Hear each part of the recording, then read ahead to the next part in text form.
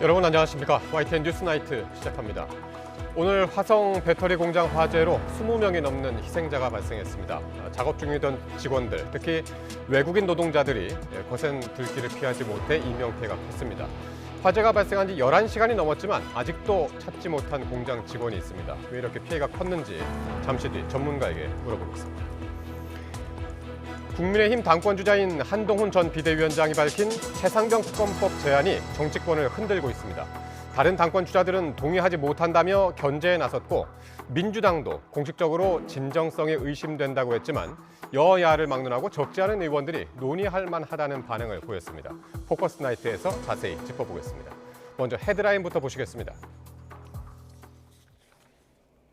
오늘의 주요 뉴스입니다. 오늘 오전 리튬 전지 제조 공장에서 불이 나 지금까지 22명이 사망하고 8명이 중경상을 입었습니다. 또 연락이 끊긴 근로자 1명이 추가 신고돼 2차 수색에 나섰습니다. 화재 현장을 방문한 윤석열 대통령이 피해자 명복을 빌고 화재 원인을 철저히 규명하라고 주문했습니다. 소방과 경찰, 국과수 등 관련 기관이 내일 오전 합동 현장 감식에 나섭니다. 민주당이 여당 몫으로 남긴 7개 상임위원장 자리를 국민의힘이 전격 수용하기로 했습니다. 22대 국회 원구성은 시한을 넘긴 지 17일 만에 마무리 수순을 밟게 됐습니다. 민주당 이재명 대표가 오늘 최고위를 끝으로 당 대표직에서 사퇴했습니다. 차기 대표직에 출마하지 않을 거라면 사퇴하지 않았을 것 같다고 말해 연임 도전을 시사했습니다. 대한의사협회가 이번 주 목요일로 예고했던 무기한 집단휴진을 일단 철회했습니다. 서울대병원도 오늘부터 진료를 정상화했지만 의정 갈등은 해소될 기미가 보이지 않고 있습니다.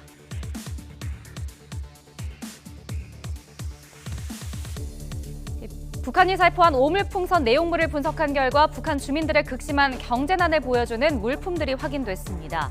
흙더미에선 보건 후진국에서 발견되는 기생충도 검출됐습니다.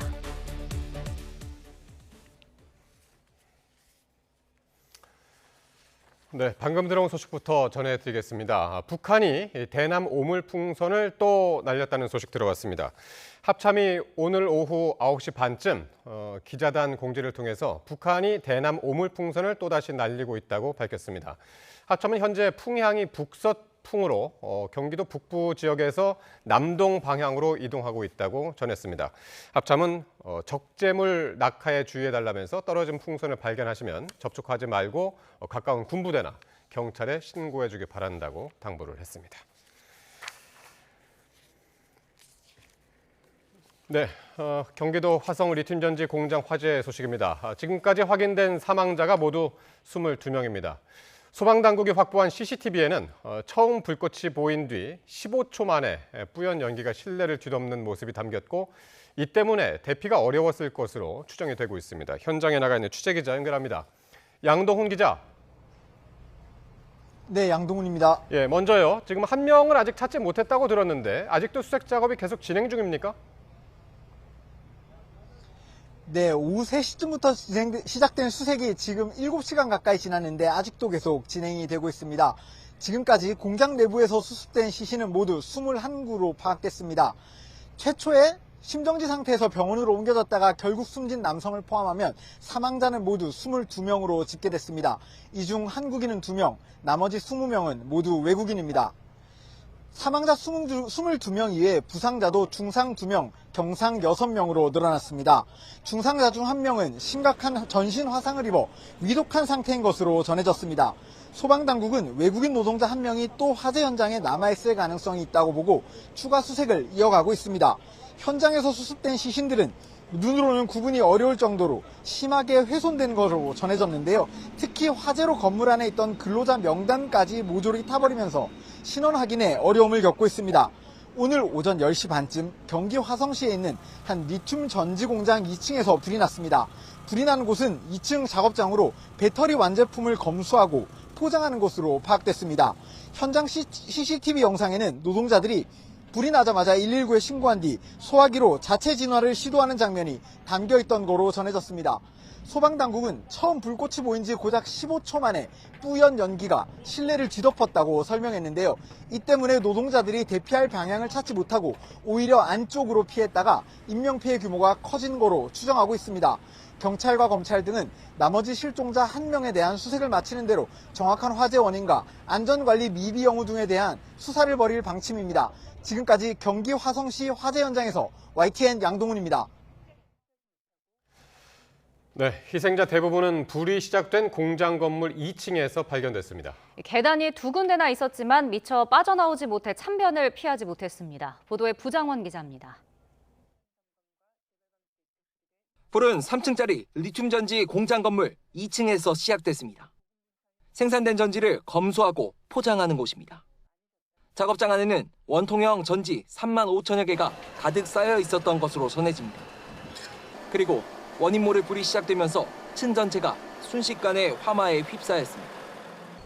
희생자 대부분은 이곳 2층 작업자였습니다. 한층 아래 1층 근무자들이 무사히 대피한 것과 달리 발이 묶인 겁니다. 화재 초기 2명이 구조되긴 했지만 1명은 심정지 상태로 발견돼 끝내 숨졌고 다른 1명도 전신에 화상을 입은 채 창문 근처에서 간신히 구조됐습니다. 건물 안에 계단이 2군데나 있었고 통로도 잠기거나 막혀있지는 않았다는 게 소방당국 설명인데. 건물 저 뒤편 쪽으로 이제 지상으로 통하는 계단실이 있는데 그쪽으로 탈출을 못한 것 같아요, 결국은. 작업장 가득 쌓인 리튬 전지가 연쇄적으로 폭발을 일으켰고 불길과 연기가 순식간에 층 전체로 번지면서 미처 빠져나오지 못했을 가능성이 큽니다. 유독가스가 가득 차 있고 이런 상황에서 앞도 거의 보이지 않고 어디로 피해야지 출구가 있는지 이런 것들조차도 아마 찾기가 어려운 상태가 아닐까 이렇게 판단합니다. 특히 희생자 대부분이 외국인 근로자였던 만큼 위급 상황에 대한 대처가 어려웠을 수 있다는 관측도 나옵니다. 경찰과 소방은 안전시설 미비 등으로 인명피해가 커진 건 아닌지도 정밀 감식을 통해 조사할 계획입니다. YTN 부장원입니다. 윤석열 대통령이 경기 화성시 리튬 전지 공장 화재 현장을 긴급 점검했습니다. 윤 대통령은 화재로 돌아가신 분들의 명복을 빌고 화재 원인을 철저하게 파악할 것을 지시했습니다. 취재기자 연결합니다. 신윤정 기자. 네, 정치부입니다. 네, 윤 대통령의 화재 현장 방문은 언제 이루어졌습니까? 네, 윤 대통령은 오늘 저녁 7시쯤 화재 현장을 방문해 피해 상황과 대응 상황을 점검했습니다. 윤 대통령은 민방위복과 마스크, 안전모를 착용하고 대통령실 참모들과 함께 현장을 방문했는데요. 먼저 이번 화재로 인해 돌아가신 분들의 명복을 빌며 유가족 여러분께 위로의 말씀을 드린다고 말했습니다. 대통령은 이어 경기도 소방본부장으로부터 화재 수습 상황을 보고받고 남화영 소방청장에게 화재 원인을 철저하게 정밀 감식하라고 지시했습니다. 이어 건전지와 같은 화학물질에 의한 화재는 기존의 소화기나 소화전으로 진화가 어렵다면서 전문가들과 함께 머리를 맞대고 화재 조기 진화를 위한 종합적 대책을 연구하라고 주문했습니다. 윤 대통령은 대형 인명피해로 이어진 화학물질 공장 화재가 다시는 발생하지 않도록 철저한 대비도 주문했는데요. 화학물질을 다루는 공장의 경우 건물의 구조, 화학물질의 적재 방법, 위치도 모두 고려해서 화재를 예방해야 하며 화재 시 대피 요령도 사전에 철저히 준비되어 있어야 한다고 말했습니다.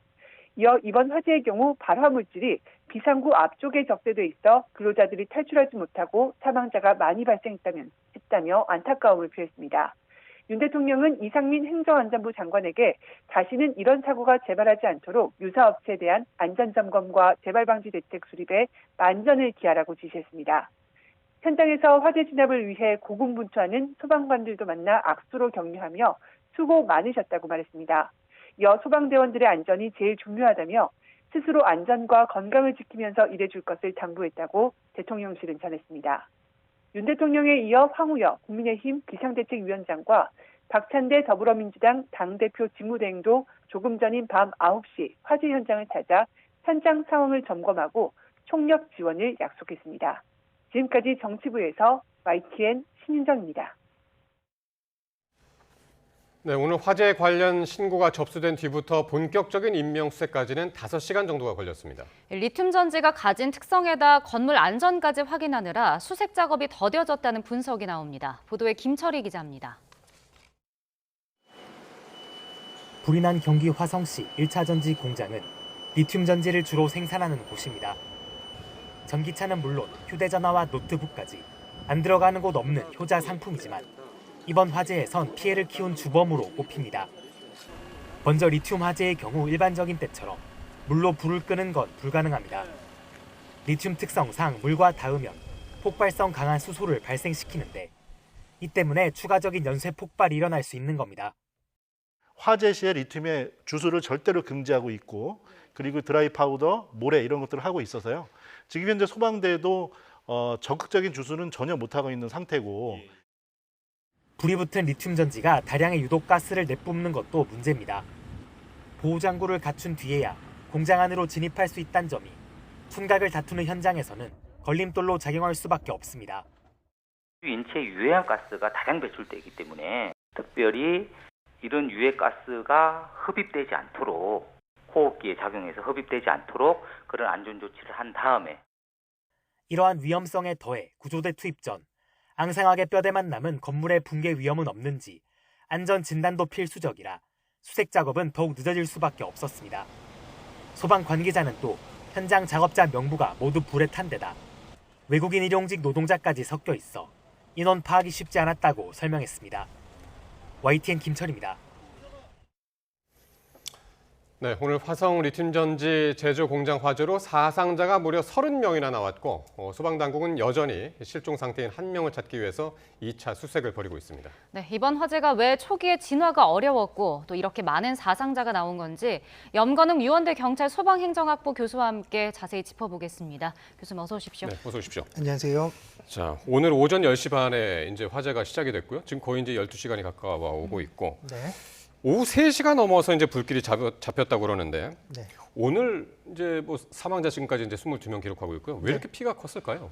일단은 리튬 전지 공장이라는 특징 때문에 일단 이 부분에서 폭발이 계속 일어났고요. 아하. 여기에 이제 연소가 되면서 또 유해 물질이 굉장히 많이 발생을 합니다. 리튬 전지가 이제 타면서 여기에 이제 유해 물질이 각종 유해 물질들이 많이 나오거든요. 이제 그런 것들이 이제 공장 안에 가득 차게 되면서 네. 일단 진화가 어려웠는데 아까 YTN에서 보도하셨지만 진화 방식을 결정하기가 굉장히 어려웠을 것 같아요. 아하. 왜냐하면 리튬 전지라고 하는 것은 그러니까 일반적으로 공장에서 화재가 났을 때는 그냥 물을 뿌려버리거든요. 그래서 네. 지금 주 지점을 진압을 한 다음에 그 다음에 나머지 잔불들을 정리하는 과정으로 이어지는데 이번에는 리튬 전지 공장이기 때문에 리튬 전지는 이걸 물이 닿게 되면은 오히려 더 폭발을 해버립니다. 예. 그러니까 기본적으로 일반적으로 소방에서 쓸 수 있는 화재 진압 방식을 사용할 수 없었다는 거죠. 그렇기 때문에 여기서 그럼 과연 어떤 방식을 여기 적용해야 될까 이것을 상당히 고민했을 것 같아요. 리튬 전지가 추가적으로 또 폭발하면 안 되기 때문에 그래서 또 아까 말씀드렸듯이 여기에 여러 가지 그 유독가스들이 특히나 뭐 불산이나 벤젠 이런 것들이 나와요. 그러니까 이게 호흡곤란이라든지 뭐 두통이라든지 이런 것들이 오는 그런 유해 물질들이 유독가스들이 있기 때문에 네. 여기에 이제 소방대원들이 진입할 때 구조대원들이 진입할 때도 굉장히 그 장구들 보호 장구들을 잘 갖춰야지 또 진입을 할 수 있어요. 왜냐하면 과거에 우리가 또 소방대원들이 무리하게 진입했을 때 소방대원들이 희생되는 경우들도 있었기 때문에. 그런데 오늘은 말이죠. 저 이제 화면을 보면은 지금 물을 뿌리고 있거든요. 네. 오늘 같은 경우는 조금 상황이 조금 달랐던 것 같습니다. 네, 지금 소방 당국에서 밝히기로는 네. 처음에는 이 리튬 전지 때문에 좀 고민을 했었는데 네. 리튬 전지가 좀 많이 없었다라고 해요. 그래서 일반적인 방식으로 또 전환해서 지금 물을 뿌려서 진압을 했다라고 밝히고 있습니다. 네. 그렇군요. 네. 그러니까 진화 방식을 좀 결정하느라 초반에 시간이 걸린 것 같다 이렇게 짚어주셨는데 네. 이번 화재가 사실 리튬 전지 완제품을 좀 검수하고 포장하는 단계에서 불이 났다라는 목격자 진술이 있었거든요. 네. 근데 이게 다 만들어진 완제품에서도 이렇게 불이 날 수 있는 건가요? 가능한 얘기입니다. 지금 일단 보여줬고요. 오늘 그 사고에서요. 네. 왜냐하면 여기 그 목격자 진술에 의하면 배터리셀 하나에서 폭발적으로 연소가 되었다라고 했거든요. 그러니까 무슨 얘기냐면 지금 일단 추정이에요. 목격자 진술에 의한 추정이지만 상황이지만 배터리 셀 하나가 폭발했고요. 그 폭발이 연쇄적으로 다른 배터리 셀의 폭발로 이어진 거거든요. 그러니까 무슨 얘기냐면 이걸 열폭주라고 하는데요. 예. 이제 배터리가 뭐 고온이 됐고요. 그러니까 이게 무슨 얘기냐면 배터리가 구성된 게 양극, 음극, 그러니까 분리막, 전해막 이렇게 구성돼 있습니다. 네. 근데 이제 분리막이 손상되면 이게 양극과 음극이 접촉해서 예. 과열되게 돼요. 이게 결국 화재와 폭발로 이어지는 건데, 그러니까 배터리 셀 하나가 보호막이 손상됐고 이것이 열폭주로 이어졌다. 그래서 다른 배터리 셀에도 또 열폭주가 이어졌다 이렇게 봐야 될 것 같거든요. 그렇게 연쇄적으로 조금 막 무슨 불꽃이 튀었군요. 맞습니다. 그런 것 그러니까 여기 때문에. 이제 가스가 분출이 돼요. 예. 되게 되는데 이 가스가 분출되고 축적되고 이게 같이 폭발이 이제 다른 연소와 이어지면서 연쇄적으로 또 이게 폭발이 이어지는 거죠. 네.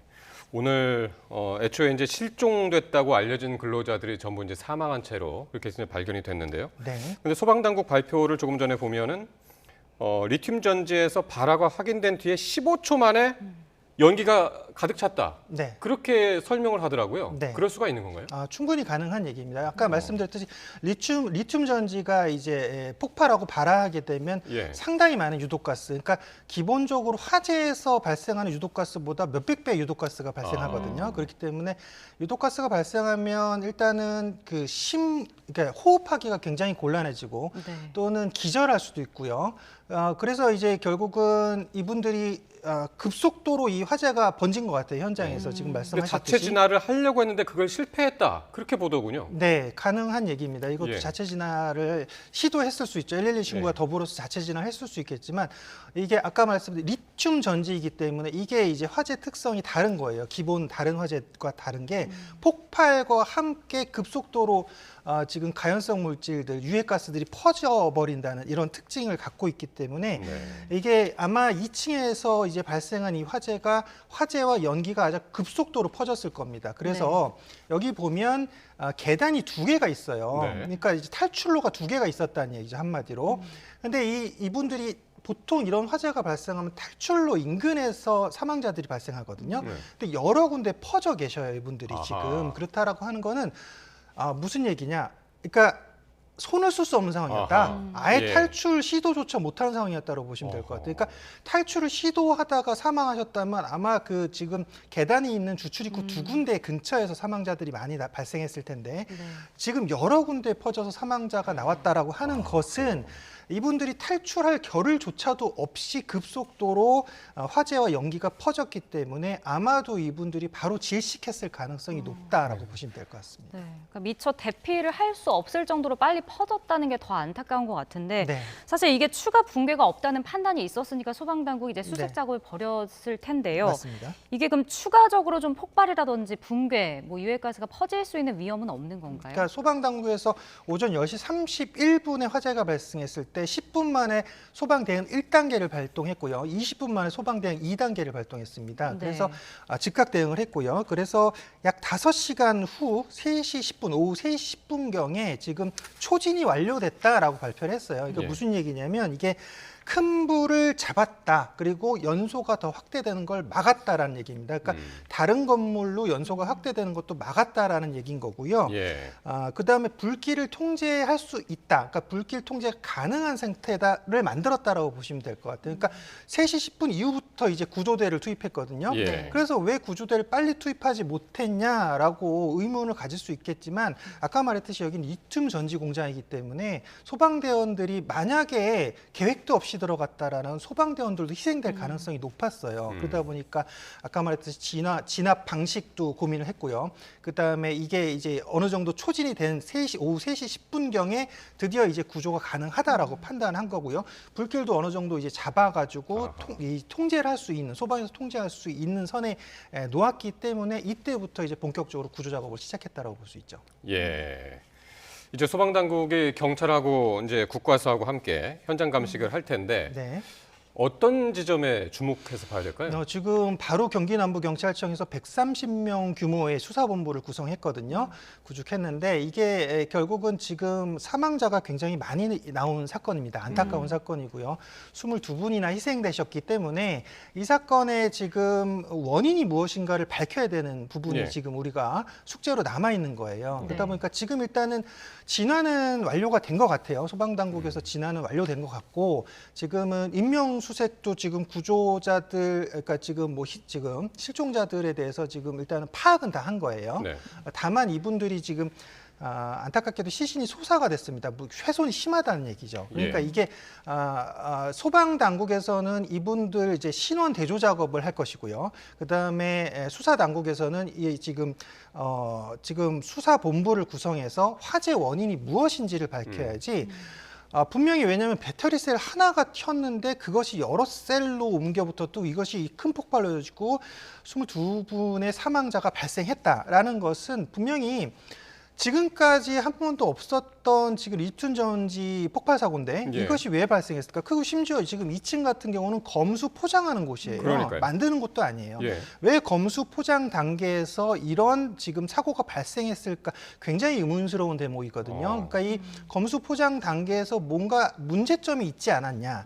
그럼 이것은 분명히 어떤 관계자 중에 어떤 사람이 잘못한 것도 있을 수 있지 않겠냐. 이걸 이제 수사본부에서 주목하고 있는 지점이거든요. 일단 CCTV는 있는 것 같습니다. 아까 네. 예, 처음에 이제 진화를 하려고 그러다가 손도 못 쓰고 이제 네. 15초 만에 번졌다라고 하는 걸 맞습니다. 보면 CCTV도 상당히 이제 중요한 증거가 되겠긴 맞습니다. 하겠네요. 보통은 이제 목격자 진술하고요. 그다음에 네. CCTV 발화 지점 확인하고요. 네. 또 현장 검증에서 발화 지점이 실제로 어디인지 보통은 이제 이번 사건과 다른 창고 화재들 같은 경우는 전기 발화에 의해서 많이 발생하거든요.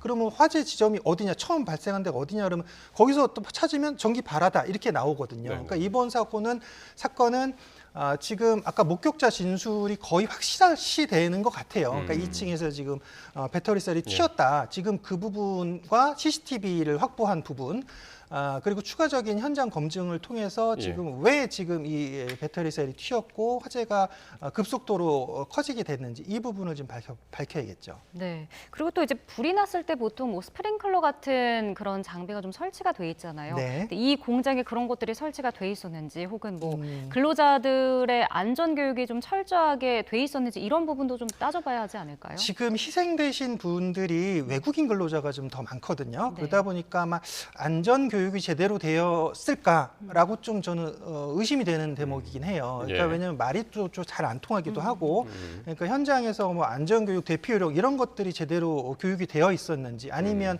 현장에서 이 안전 동선이 확보되어 있었는지 이런 것들을 좀 확인해 봐야 될 것 같고요. 네. 그리고 지금 여기 우리가 안전 설비가 이제 뭐 별도의 안전 설비가 되어 있지 않을까라는 그런 의문을 가질 수밖에 없는데 이 소방에서는 이 개입할 수 있는 부분이 없어요. 시설 이게 만들어진 이후에 네.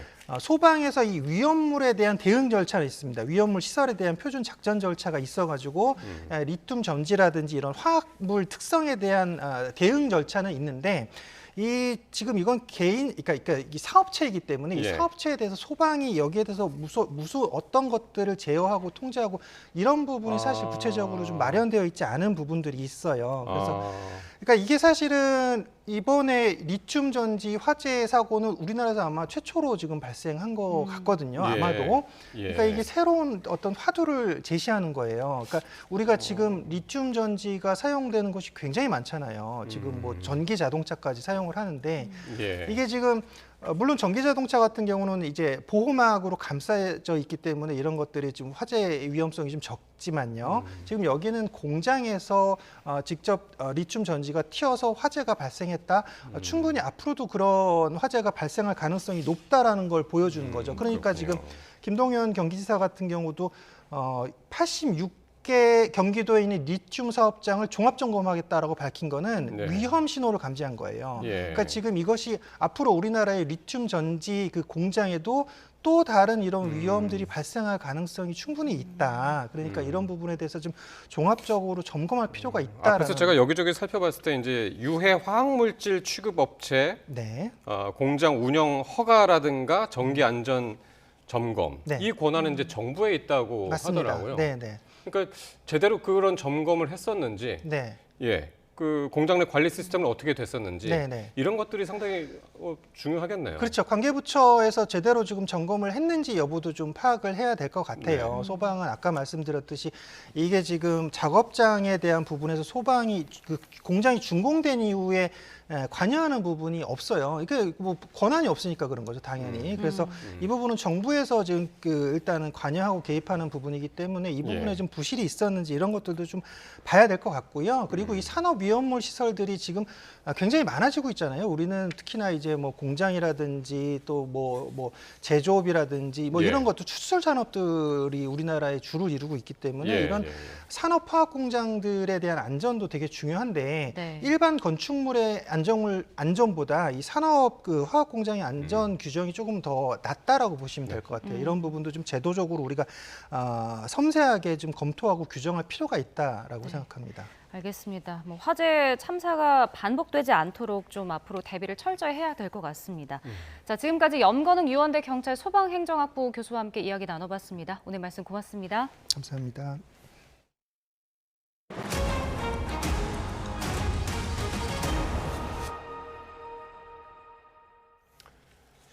대한의사협회가 이번 주 목요일로 예고했던 무기한 집단 휴진을 일단 철회했습니다. 의정 갈등이 진정되는 것 아니냐는 전망도 있지만 휴진 예고를 거둬들이지 않은 의대 교수와 반발하는 전공의들이 남아있어 문제 해결까지는 시간이 걸릴 것으로 보입니다. 보도에 김주영 기자입니다.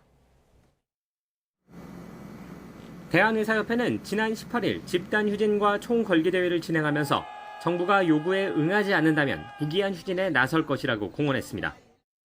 의사들이 정당한 요구를 정부가 받아들이지 않을 경우 우리는 오는 27일부터 무기한 휴진에 들어갈 것입니다.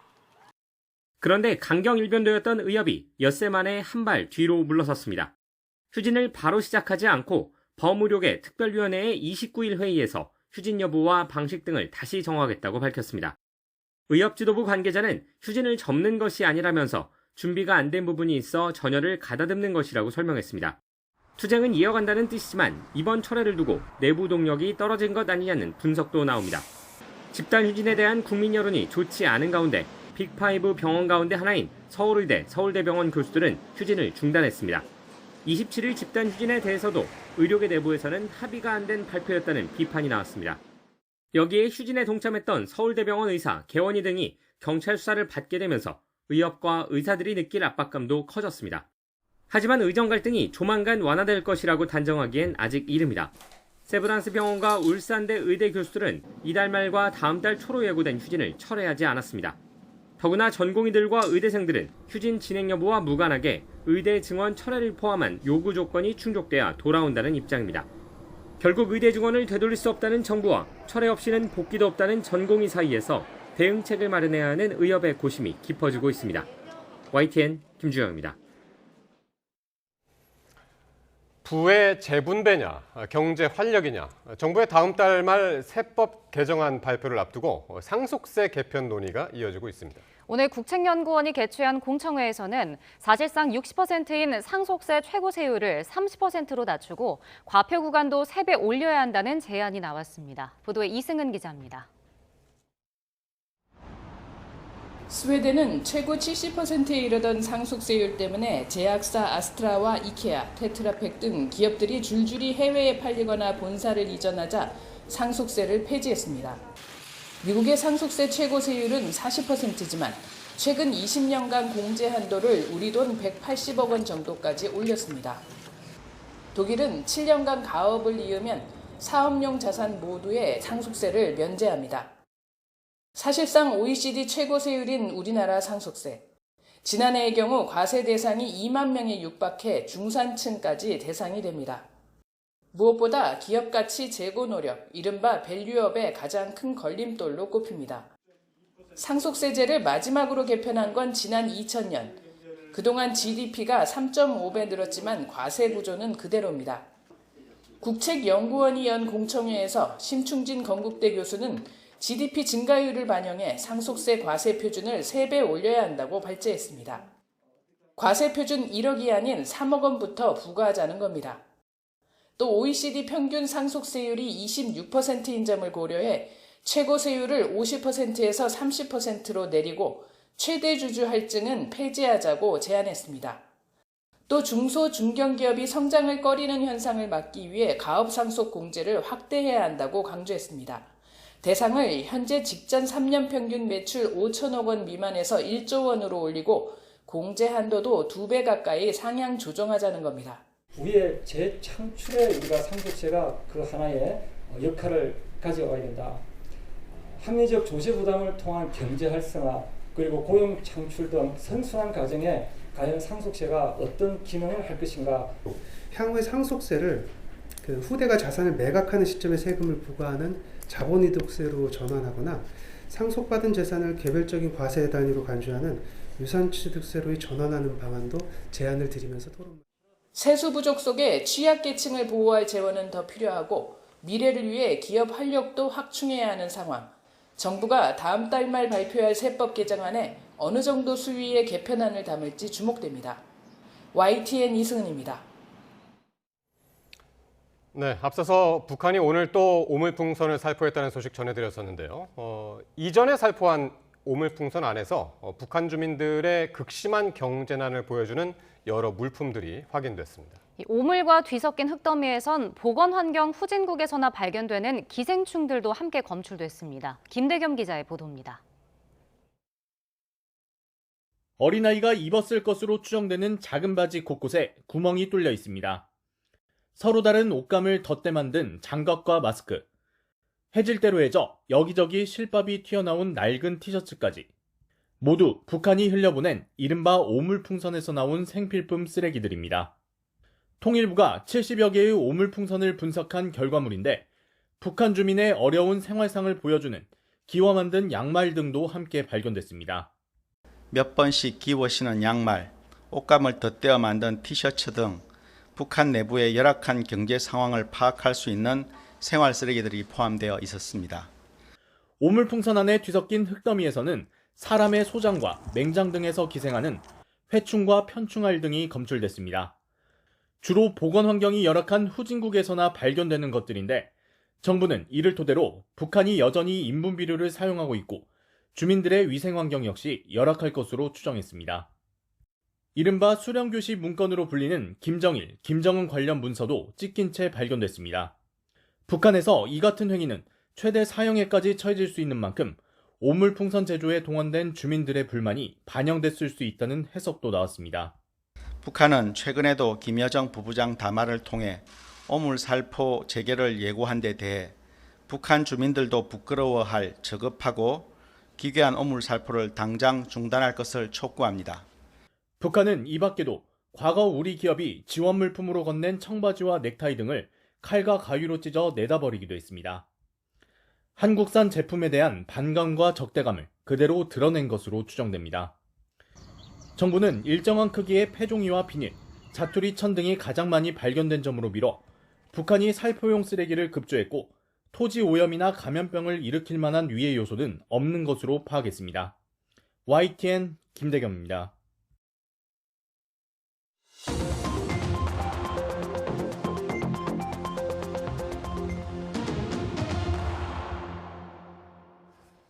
네, 정치권 관심 뉴스 짚어보는 포커스 나이트 시간입니다. 오늘은 최수영, 김준일 두 분 평론가와 함께하겠습니다. 어서 오십시오. 안녕하세요. 네. 자, 한동훈 전 비상대책위원장이 제3자가 추천하는 최상병 특검을 추진하겠다고 밝힌 뒤에 당권 주자들 간의 공방이 거셉니다. 먼저 관련 발언들 듣고 오겠습니다. 저 정도의 합리적인 대안 제시 없이 이 난국을 종결시키고 이 논란을 종결시키고 다음 단계로 다음 건설적인 주제로서 정치를 옮겨갈 수 있을 것인가. 저 정도의 합리적인 대안 제시 없이도 그럴 수 있을 것인가. 그럴 수 있다고 생각하는 것. 그게 오히려 순진한 발상 아닐까요? 정말 이거는 나이브한 생각이고 순진한 생각이라는 거예요. 그래서 제가 이 정치 역시 좀 오래 하셔야 된다는 생각이 드는 게요.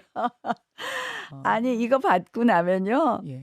그다음 또 이거 받아라 저거 받아라 계속 할 겁니다. 그러면 특검 전국으로 계속 굴러가고요. 김건희 여사, 도이치, 사건, 이거 오래된 사건입니다. 지난 2년 동안 검찰에 수사했습니다. 지난 2년 동안 우리 법무부는 무엇을 했고 우리 사법부는 무엇을 했고 여당의 지도부는 무엇을 했는가? 국민적인 의혹이 무성하다고 그걸 덥석 민당의 프레임에 빠져서 덥석 받아들여요. 네. 왜 이런 식으로 합니까? 의도적으로 대립각을 세우는 당 대표, 예. 당정각이 파탄 불보듯 뻔하잖아요. 그래서 제가 나온 겁니다. 예. 한동훈 위원장이 방송 출연한 거 처음 아닌가요? 저도 그렇게 알고 있습니다. 예, 라디오뿐만 아니라 TV 방송도 한 번도 안 나왔던 걸로 알고 있는데 오늘 그 처음 그 시작을 알렸습니다. 라디오 방송에 출연했는데 한 전 위원장 최상병 특검법 발의가 합리적인 대안이다 이렇게 다시 한번 주장을 했는데 한 전 위원장이 지금 강조하고 있는 이 최상병 특검법 어떤 식입니까? 그러니까 지금 민주당이 내놓은 특검법은 이렇습니다. 그러니까 네. 민주당이 그러니까 여당이 아닌 야당이 이제 네. 특검 후보를 추천하게 돼 있습니다. 그러니까 제3의 기구가 아닌 거죠. 그러니까 과연 수사를 말하자면은 주체를 담당하는 쪽에서 특검을 추천하는 게 맞느냐? 그러면 네. 당파적으로 결정이 낼 수밖에 없지 않냐? 그런 우려가 있었던 건 사실이고 두 번째 네. 수사 범위도 또 나오는 대로 이제 계속 할 수가 있고 그다음에 수사 상황 브리핑도 제한 없이 할 수가 있고 예. 그러다 보니까 이런 부분들이 이제 독소 조항으로 꼽혀서 그러니까요. 용산 대통령실에서도 이런 부분들이 좀 논의된다면은 예. 여야 합의로 온다면 우리가 받을 수 있겠다라는 얘기까지 한 거죠. 그러다 보니까 한동훈 위원장이 좋아요. 그러면 이런 독소 조항을 빼고 제3의 기구, 대법원장을 적시했습니다만 굳이 대법원장이 아니더라도 여야 합의로 하는 제3의 기구가 이것을 한다 그러면은 대안이 되지 않겠느냐. 그렇다면 우리는 공수처 수사 결과든 이런 것에 대한 조건이라든가 제한적인 사안을 달지 않고 바로 예. 추진하겠다 이렇게 얘기를 했는데 저는 어쨌든 한동훈 위원장이 이걸 꺼내 들므로써 일단 한동훈 대 비한동훈의 구도를 만드는 데 성공을 했다. 그런 측면에서 당내에서 논란이 있지만 예. 결국 이슈 점화에 성공했다는 거는 예. 이슈 몰이에 성공했다는 얘기 아니겠습니까? 네. 그런 측면에서 한동훈 위원장은 계산된 전략으로 아마 이것을 꺼내 들었다는 저는 생각이 듭니다. 그러니까 민주당이 지금 발의한 특검법안에는 동의하는 것이 아니고 특검에 맡기는 것 자체는 찬성을 한다 그런 의미인가요? 그러니까 문제 해결을 해야 된다라는 쪽에 좀 방점을 씌운 것 같아요. 네. 그러니까 쉽게 얘기를 하면은 이게 지금 민주당의 타임라인을 좀 먼저 설명을 드리면은 7월 19일이 이제 최수근 상병이 사망을 한 날이잖아요. 그렇죠. 그 전에 이 지금 특검 법안을 일주기가 되기 전에 처리를 한다라는 건데 거기에 네. 처리를 한다라는 거는 제2요구 이제 거부권을 행사할 걸로 보고 투표까지 하는 거가 원래 아하. 민주당의 플랜이에요. 예. 7월 19일이면은 한창 전당대회 있을 때고 사실은 지금의 원내 지도부인 이제 추경호 원내대표 재신을 그렇죠. 받았지만 거기서 이제 해야 되는 거예요. 예. 그럼 이게 이제 만약에 부결이 된다고 하면은 민주당이 그러면 부결됐으니 우리가 이거 안 할 거야라는 게 아니라 또 다른 거 추가해가지고 또 말아야 한다라는 거예요. 네. 그러면 남은 3년 동안 사실은 계속 이 최상병 특검은 계속 발의하고 왜냐하면은 여론이 나쁘지가 않아요. 이거는 예. 규명해야 된다라는 여론이 강한 상황에서 한동훈 전 비대위원장은 그걸 본 거죠. 그러니까 이게 그러면은 거부권 행사 우리가 제2투표권에서 3분의 2 찬성 안 만들면은 끝날 것이냐. 그럼 민주당은 또 발의할 것이고 또 발의할 것이고 그러니까 그러니까요. 어떤 식으로든 해결을 해야 된다라는 쪽에 좀 더 이제 방점이 있는 거고 예. 예를 들면 나경원 후보라든지 다른 분들은 야 민주당이 어떤 애들인데 이거 한번 뚫리면은 김건희 특검, 야 한동훈 특검 이것도 할 거야 이런 예. 식으로 이제 막을 수가 없어. 이건 뚜껑을 예. 한번 무너지면은 돌이킬 수 없어라는 논리로 예. 지금 가는 겁니다. 제가 그러니까요. 어느 게 옳다 그르다를 말씀드리는 게 아니라 일단 기본적인 논리는 그런 거고. 그러니까 윤상현 의원 예. 같은 경우는 이거 민주당 대표 출마하는 사람이 한 말로 착각했었다. 그렇게 이제 상당히 이제 강한 어조로 반대를 하고 있는 것 같은데 이런 좀 반발 예상이 되지 않았을까요? 한동훈 위원장이 몰랐을까요? 다 알았겠죠. 그러니까요. 근데 여기에서 얻는 부수적 정치적 효과 왜 얻겠습니까? 한동훈 위원장이 출마해서 가장 걸림돌이 됐던 것, 출마 명분이 없다는 것. 네. 당신이 이제 책임지고 물러나겠다고 하는 사람이 어떻게 2달도 안 돼서 이렇게 전면으로 복귀할 수 있느냐, 그리고 당권을 지금 맡을 수 있느냐. 그러면서 또 하나 불리하게 작용했던 게 원외대표론입니다. 물론 네. 원희룡 전 장관이 여기에 같이 함께 함으로써 그거는 약간 희석된 적은 있지만 그런데 이게 그 두 가지를 다 덮어버렸어요.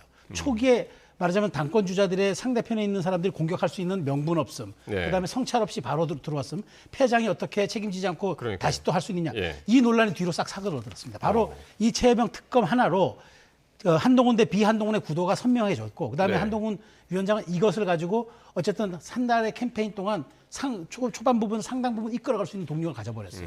이것이 그러니까 우리 김준일 평론가 말대로 옳다 그르다의 영역이 아니라 네. 한동훈 위원장이 이것은 캠페인 전략의 일환으로 봐야 되고 그다음에 예. 지금 여기에 또 하나의 절박성이 있을 거예요. 만일 본인이 당대표가 된다면 이 문제 피해갈 수 있습니까? 피해 못 가죠. 그럼 차라리 공약했던 이걸 가지고 본인은 원내대표가 아니기 때문에 법안을 발의하고 법안을 이거를 통과시켜달라 말할 수 있는 권한과 말하자면 자기의 책임 있는 위치는 아니에요. 당대표가 된다 한들 이건 원내대표의 몫이긴 한데 예. 그런 식으로 내가 대표될 때 공약이었으니 원내대표가 이것을 알아서 해 주십시오 라고 하는 명분도 같이 갖게 되는 거죠. 저는 그래서 한동훈 위원장의 노림수가 있는 최혜병 특검의 제안이었다 이렇게 저는 분석합니다. 그렇군요.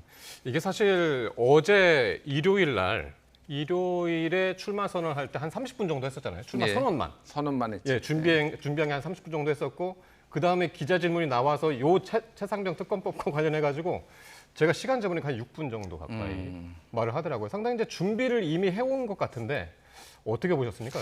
어제 그러니까 이거 그런 장면들? 지금 출마 선언문 한동훈 위원장이 쓰고 그런데 캠프에서 같이 검토를 했는데 오늘 중앙일보 보도를 보면은 예상보다 더 세게 나왔다라고 이제 그 세게 나왔다라는 거는 반윤 포지션이 좀 더 명확해졌다라는 겁니다. 그래서 이제 반윤. 그러니까 예. 근데 저는 약간 반윤 신용을 했다. 저는 예. 개인적으로는 그렇게 봐요. 근데 이제 전략적인 건데 한동훈 위원장은 지금 뭐 어대안이라는 얘기가 나올 정도로 1위가 유력한 후보인데 네.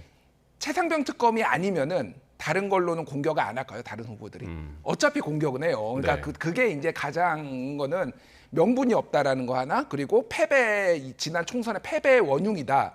이게 오히려 더 뼈아플 수가 있는 거예요. 사실은 전선을 최상병 특검으로 옮겨가지고 이거는 민심이 더 압도적으로 많이 지지하고 있으니 우리 보수가 고립되면 안 된다라는 식으로 설득을 하는 게 전술적으로는 더 오를 수도 있다. 전선이 아예 그쪽으로 옮겨져 버리잖아요. 그러면은 한동훈의 총선 패배 책임론, 명분 없음 이런 거보다는 그쪽에서 싸우는 게 차라리 나을 수도 있겠다. 게다가 빠져나갈 구멍을 만들어서 제가 그러니까 반윤 신용이라고 한 거는 대법원장이 추천 뭐 그거 꼭 대법원장이 아니더라도 대법원장이 추천하는 제3자 이게 조금 여러 가지 문제가 있는데 일단 대법원장이 옛날에 그러니까 그 이명박 특검 BBK 특검을 했을 때 그러니까 BBK 특검에 이명박 이제 특검 했을 때 그때 한 번의 사례가 있지만은 기본적으로 법원은 심판이에요. 심판인데 선수를 임명하는 게 그럼 논리적으로 맞느냐. 이것도 좀 심각하게 이제 삼권 분립이라는 측면에서 물론 판사들 개개인이 헌법기관이고 다 독립돼 있기는 하지만은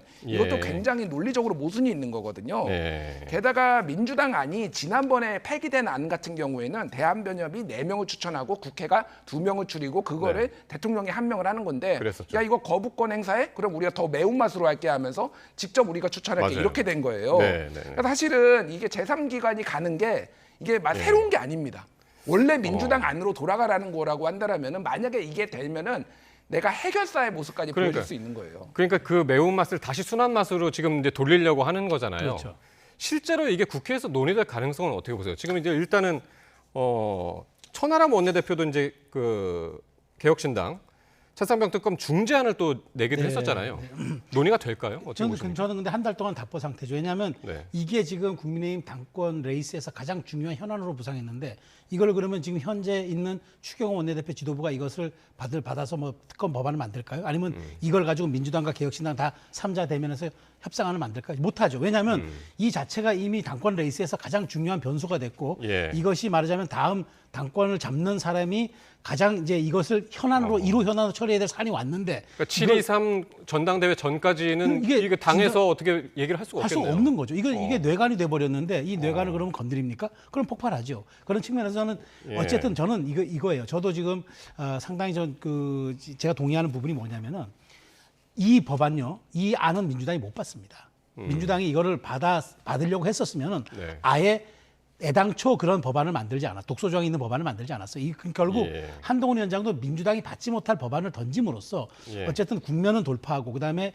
이 전선을 그 한동훈 대 비한동훈이라는 말하자면 구도를 선명히 할 수가 있었던 거고 또 하나 제가 아까 말씀드렸지만 이것을 가지고 본인은 확실하게 개혁 이미지, 그다음에 공적인 이미지, 흔히 얘기하잖아요. 대통령과 아무 관계가 좋아도 공적인 이미지, 사적인 이미지는 다 다를 수 있다. 사적인 영역이 다를 수 있다. 그러면서 일단 또 김건희 여사 특검법에 대해서는 한 발 빼면서 그거는 부당하다. 그거는 수사 결과가 이미 나와 있기 때문에 그 나중에 보고하면 된다라고 선을 그음으로써 저는 그 어떤 경계에서 말하자면 경계에선 정치인의 모습을 지금 처음으로 시험대에 들은 모습을 보이고 있다라고 평가하고 싶어요. 그럼 이걸로 인해서 윤한 갈등, 윤 대통령과 한동훈 전 비대위원장과의 갈등 재점화할 가능성이 있을까요? 아니면 어떻게 보십니까? 앞으로 아니 흐름을. 뭐 재점화하고 말게 뭐 있나요? 이미 활활 한번 탔는데. 그래서 그러니까 대통령실에서 정진석 지금 대통령 비서실장이 최근에 대통령실 직원들한테 전당대회 언급하지 말라라고 했잖아요. 그 이제 지시가 내려갔다라고 언론 보도가 나왔습니다. 그 전에까지 최근에 익명 관계자로 한동훈 비대위원장에 대해서 여러 얘기들이 언론 보도가 쏟아졌어요. 그러니까 저는 이거를 이를테면 재점화, 뭐 점화 이런 거라기보다는 뭔가 논란을 일으키지 않지만은 물밑에서 뭔가 관리를 하겠다라는 걸로 저 개인적으로는 그렇게 시그널로 받아들였어요. 그러니까 오히려 그러니까 한동훈을 막 물밑에서 관리한다는 게 누구 입장인가요? 용산 입장이죠. 용산 입장. 예, 용산 입장. 그러니까 무슨 말이냐면은. 직접적으로 예전에 이진복 정무수석이 나서가지고 아무 말도 하지 않으면 아무 일도 이루어지지 않는다 이런 식으로 당무 개입을 할 경우에는 오히려 한동훈을 도와주는 꼴이 될 수도 있겠다. 논란만 커지고 옛날만큼 그립감도 세지 않은 상황에서 그러면은 다른 방식으로 논란을 일으키지 않는 방식으로 본인이 원하는 쪽으로 조금 가려고 하는 게 아니냐 저는 그렇게 봤고 갈등이 재점화라기보다는 그냥 갈등은 계속 있습니다. 사실은 불편해하는 기류는 여러모로 감지가 되고 있어요. 그러니까 이번에 이제 여러 후보가 나오는 게 다다익선 뭐라고 했죠? 정확하게 그 여러 후보가 나오는 게 굉장히 좋다라고 한 것도 결선 투표제를 염두에 둔 거거든요. 후보가 많이 나오면은 한 명이 이제 한 번에 1차에 과반을 넘기가 힘드니 결선 투표제까지 염두에 두고 지금 좀 다목적으로 지금 표를 분산시켰다가 마지막에 친윤 후보 한동훈 대 친윤 후보로 조금 구도를 해서 조금 다른 식으로 조금 이거를 관리를 하려는 거 아니냐 뭐 이런 식으로 해석이 될 수밖에 없을 것 같아요. 일단은 뭐 한 전 위원장이 이슈 선점하는 데는 이제 성공을 한 것 같아요. 근데 어쨌든 전당대회에서 당심을 얻어야 되는데 거기에는 어떤 효과가 있어요? 그러니까 제가 보기에 이제 한동훈 위원장 남은 과제가 뭐냐? 저는 이제 한동훈 이번 당권 주자들 4명을 보면요. 처음으로 국민의힘 보수정당 역사상 처음으로 TK가 영남 후보가 없습니다. 자 보시면 알겠지만 한동훈 위원장 수도권이죠. 그다음에 윤상현 의원 수도권이죠. 그다음에 그 나경원 의원 수도권이죠. 원희룡 의원 처음으로 보수정당 역사상 처음으로 TK, PK 어쨌든 영남 후보가 없습니다. 그래서 나경원 의원이 TK로 먼저 그렇지 제일 먼저 간 거죠. 무주공산 같으니까 간 거죠. 그런데 한동훈 위원장도 알 거예요. 80% 당원 투표 80%라는 허들이 굉장히 높은 이제 보수 정당의 이제 투표 행위가 있다는 걸. 그러면은 여기서 이제 한동훈 위원장이 뭘 선택을 해야 되냐면 최소한 저는 이걸 보완하기 위해서는 영남 출신의 러닝메이트 후보를 하나 구해야 될 겁니다. 아직 없나요? 아직 없죠. 지금 이제 된 게 박정훈 의원, 그다음에 충청의 이제 장동혁 의원, 청년 최고가 비례의 진종호 의원이잖아요. 그러니까 맞습니다. 없어요. 그래서 저는 이제 제가 여기에서 이 사안을 놓고 보는 건 한동훈 위원장이 이렇게 지금 약간 당신과 괴리되고 혹은 대통령에 부담을 줄 수 있다는 비판이 나올 수 있는 이 지점을 꺼내든 거는 본인이 보완제를 생각을 안 할 수가 없을 거예요. 그래서 당원 그 여론조사 20%와 여러 가지 수도권 수도권이라든가 이런 좀 약간 개혁 성향의 당원들의 표를 모으는 데 이게 유리하겠지만 기본적으로 정치 고관여층으로 불리는 이른바 영남 대의원들, 영남 당원들의 마음을 잡기 위해서는 다른 어떤 대안이 나와야 될 겁니다. 그런 측면에서 저는 최상병 특검법 가지고는 안 되는 거죠. 그렇죠. 그거는 이제 개혁 성향이라든가 조금 수도권 쪽에는 소구력이 있을 수 몰라도 대통령의 임기가 3년이 남았는데 그걸 형해화시킬 수는 없다라는 영남 당원들 혹은 영남 지지자들의 거기 목소리에 부합하지 않을 수 있기 때문에 이 보완제를 반드시 좀 고민해야 될 타이밍은 돼 있다라는 말씀 제가 드린 겁니다. 그래요. 김준일 평론가는 어떻게 보십니까? 최소영 평론가님 의견에 굉장히 동의를 하고요. 지금 최고위원 후보들 아까 전에 3명 이제 한동훈 측은 말씀하셨잖아요. 지금 원희룡 후보 측에서도 얘기가 나온 게 인요한 전 비대위원장 의원하고 김민전 여기도 영남이 아니에요. 셀럽들, 그러니까 소위 말하는 이제 셀럽들이 이제 붙었단 말이에요. 이게 이제 미묘한 게 뭐냐면은 저도 이제 국민의힘 쪽의 얘기를 많이 들으면 지금 다들 눈치를 보고 있습니다.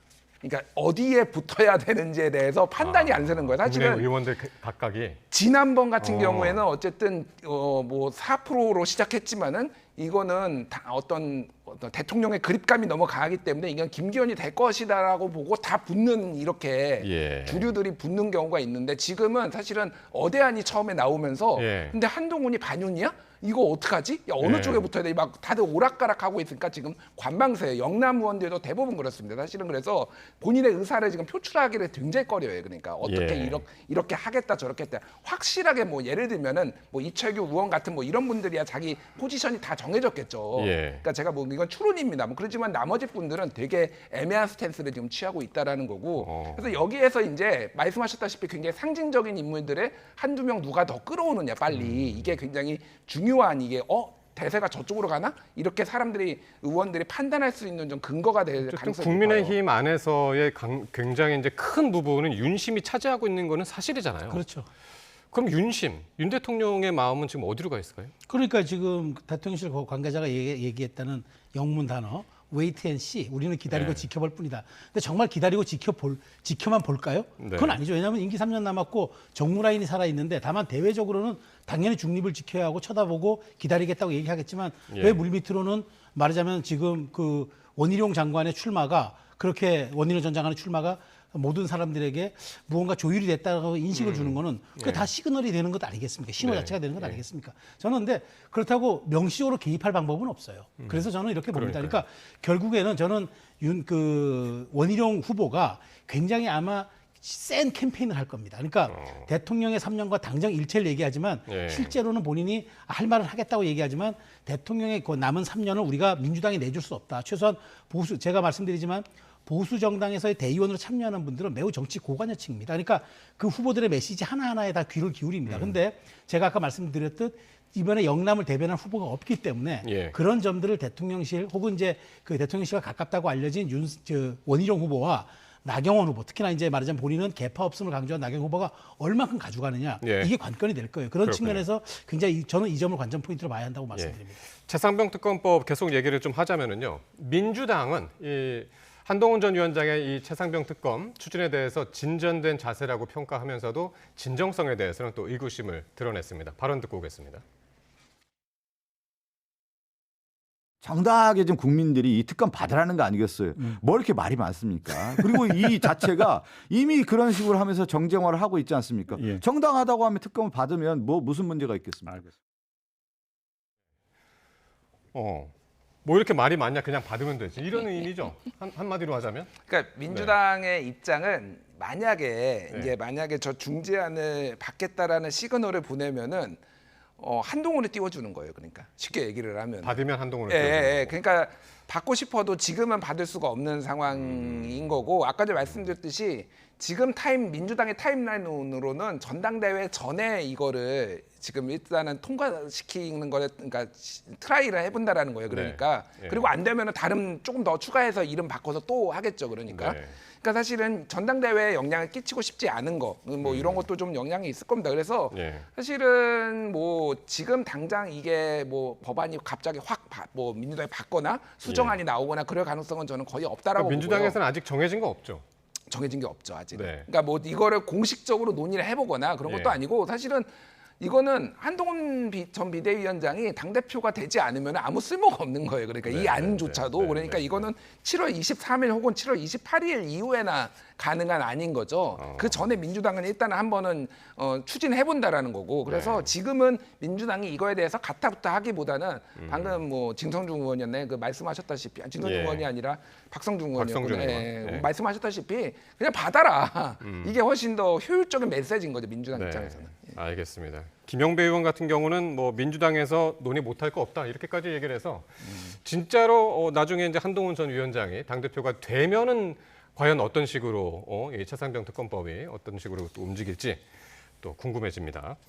자, 이번에 민주당으로 아예 옮겨가 보겠습니다. 이재명 대표가요 당 대표직에서 오늘 물러났습니다.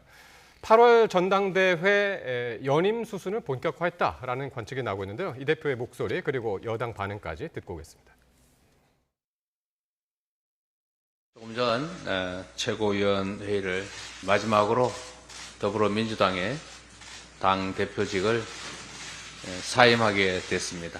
국민들과 나라가 당면한 거대한 이 위기 앞에서 과연 민주당과 저 이재명은 어떤 길을 가야 할 것인지를 깊이 고민하겠습니다. 좀 지켜볼 텐데 아무래도 출마를 하지 않을 것으로 확정했다면 사퇴하지는 않았을 것 같습니다. 독일의 파시즘 같은 거 과격한 네. 사례를 좀 말씀드리면 다 의회주의 안에서 변형된 형태로 발전돼 왔던 것이 파시즘입니다. 그러니까 민주당이 지금 보여주는 이러한 모습들이 과연 이러한 1인 독재 정당과 크게 다르지 않은 것 같아서.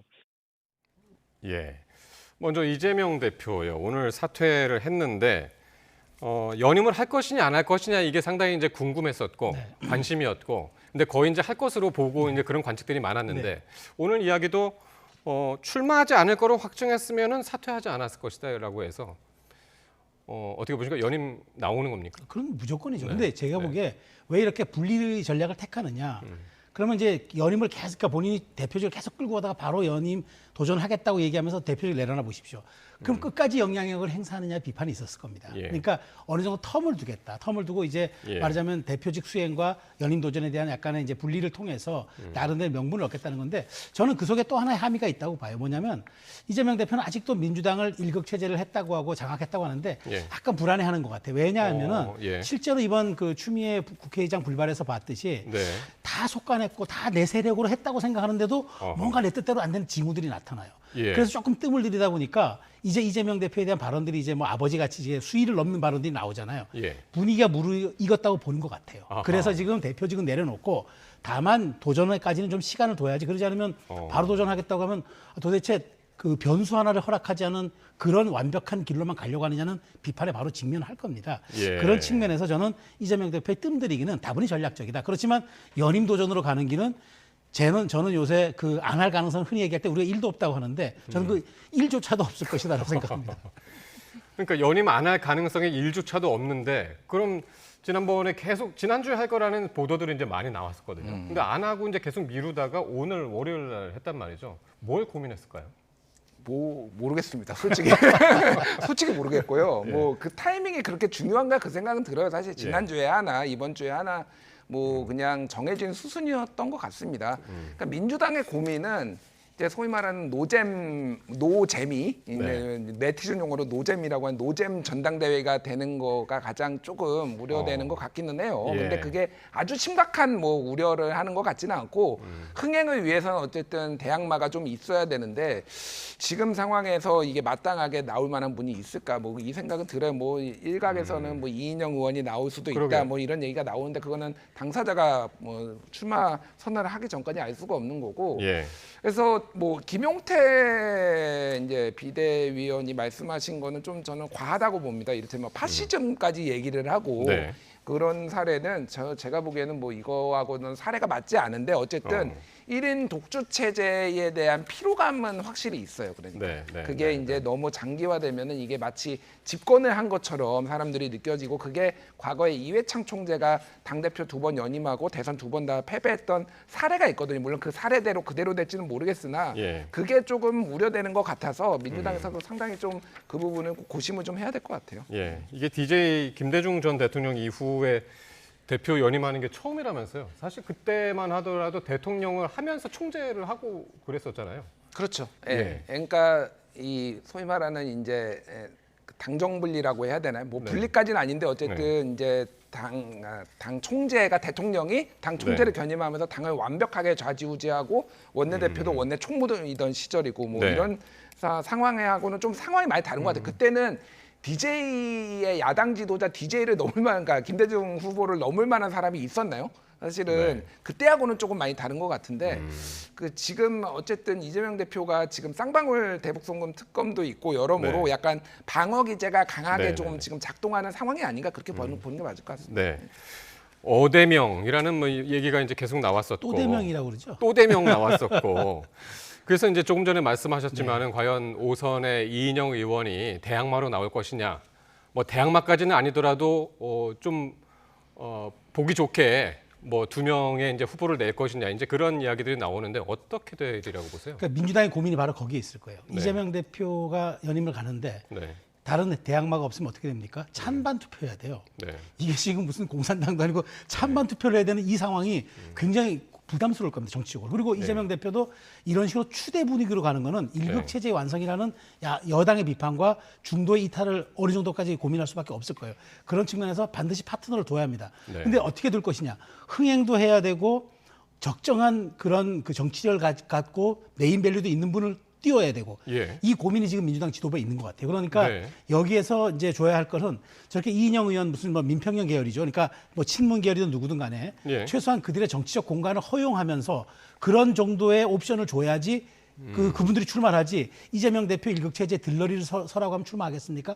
그래서 저는 이재명 대표, 그러니까 지금의 현 지도부가 이것을 흥행으로 이끌려면은 상당한 정도의 어느 정도 희생과 정치적 공간에 대한 양보를 좀 해줘야 한다. 그렇지 않고 무조건 단 하나의 변수도 없이 이재명 대표 체제를 대선 때까지 끌고 가겠다는 그 전략으로 가는 건 이재명 대표의 이미지 소진, 그다음에 정치적 낭비, 피로감 이 모든 것이 상당한 부담으로 남을 겁니다. 대표도 대표지만 이제 최고위원회는 어떤 식으로 또 구성이 될 것이냐도 일극 체제에 대한 비판이 어디로 가느냐 그 여부도 이제 상당히 관심인데 최고위원들도 보면은 지금 거의 다 친명 후보들이 많이 거론이 되더라고요.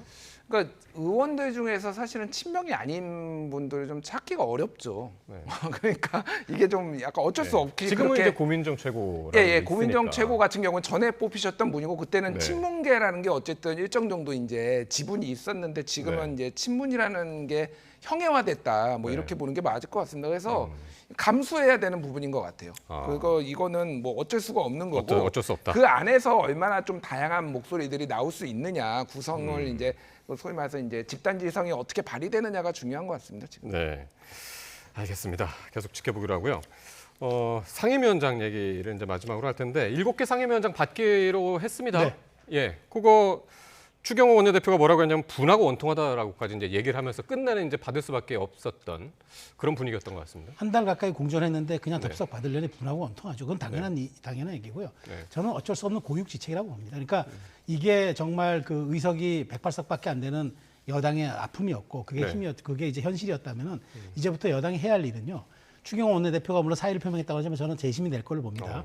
어쨌든 지금 당권 지금 그 레이스가 벌어진 상황이니까 추경호 대표를 중심으로 단 한 달이라도 입법 성과 내야 합니다. 그래서 남은 7개 상임위를 통해서라도 최소한 여당다운 모습을 보이고 그런 입법 성과를 내고 108명의 의원들이 단합된 모습을 보여서 무언가 여당다운 모습을 보여줄 때 비로소 한 달간 가까이 공전했다 해도 그 비판으로부터 자유로울 수 있지만 무기력하게 계속 끌려다니는 모습을 보여주면은 전 여당으로서의 굉장히 지위를 잃을 것 같습니다. 그러니까요. 22대 국회 시작되고 지금 이제 거의 한 달이 지나고 있는데 앞으로는 좀 민생 입법 경쟁이 좀 있을까요? 어떻게 보십니까? 뭐 최근에 이제 간호법을 양당이 다 발의를 했고 의외의 곳에서 갑자기 협치의 모습이 나타날 수도 있겠다는 생각이 듭니다. 뭐 그렇기는 한데 저는 민생 지금 경쟁을 그렇게 포장을 할 수는 있어도 그게 현안은 아닌 것 같아요, 사실은. 그건 아니고 일단 특검법이 양당 모두 지금 가장 화두고 사실은 추경호 원내대표 비판을 좀 할 수밖에 없는 게 무전략이었어요.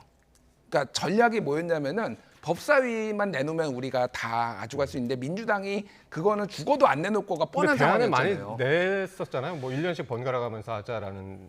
그러니까 민주당이 받을 수 있는 것과 뭐 아는 건데 저는 차라리 현실적으로 이건 용산 눈치 보다가 다 날렸는데 운영위를 차라리 가져오는 전략을 했으면 어땠을까. 사실은 지금은 결국은 민주당이 원하는 방향으로 다 간 거잖아요. 저는 이거는 협상력? 그 전략의 부재가 아니었나라고 비판할 수밖에 없고 원내에 들어온 게 사실은 민생법안 얘기를 하지만은 지난번에 이제 입법청문회, 법사 입법청문회에서 용산에서 언론 보도로 이게 나왔어요. 차라리 들어가서 얘기를 해야지. 여당 의원이 아무도 없으니까 야당 목소리만 다 나오고 소위 말해서 지금 나와가지고 증인들 나와서 두드려 맞고 이런 모습이 있었다는 그게 더 오히려 들어가는 게 결정적이 아니었나. 사실은 지금 여전히 그래서 용산의 눈치를 보고 있지 않나 저는 그렇게 봅니다. 알겠습니다. 두 분 말씀 여기까지 듣죠. 최수영, 김준일 평론가와 함께했습니다. 고맙습니다.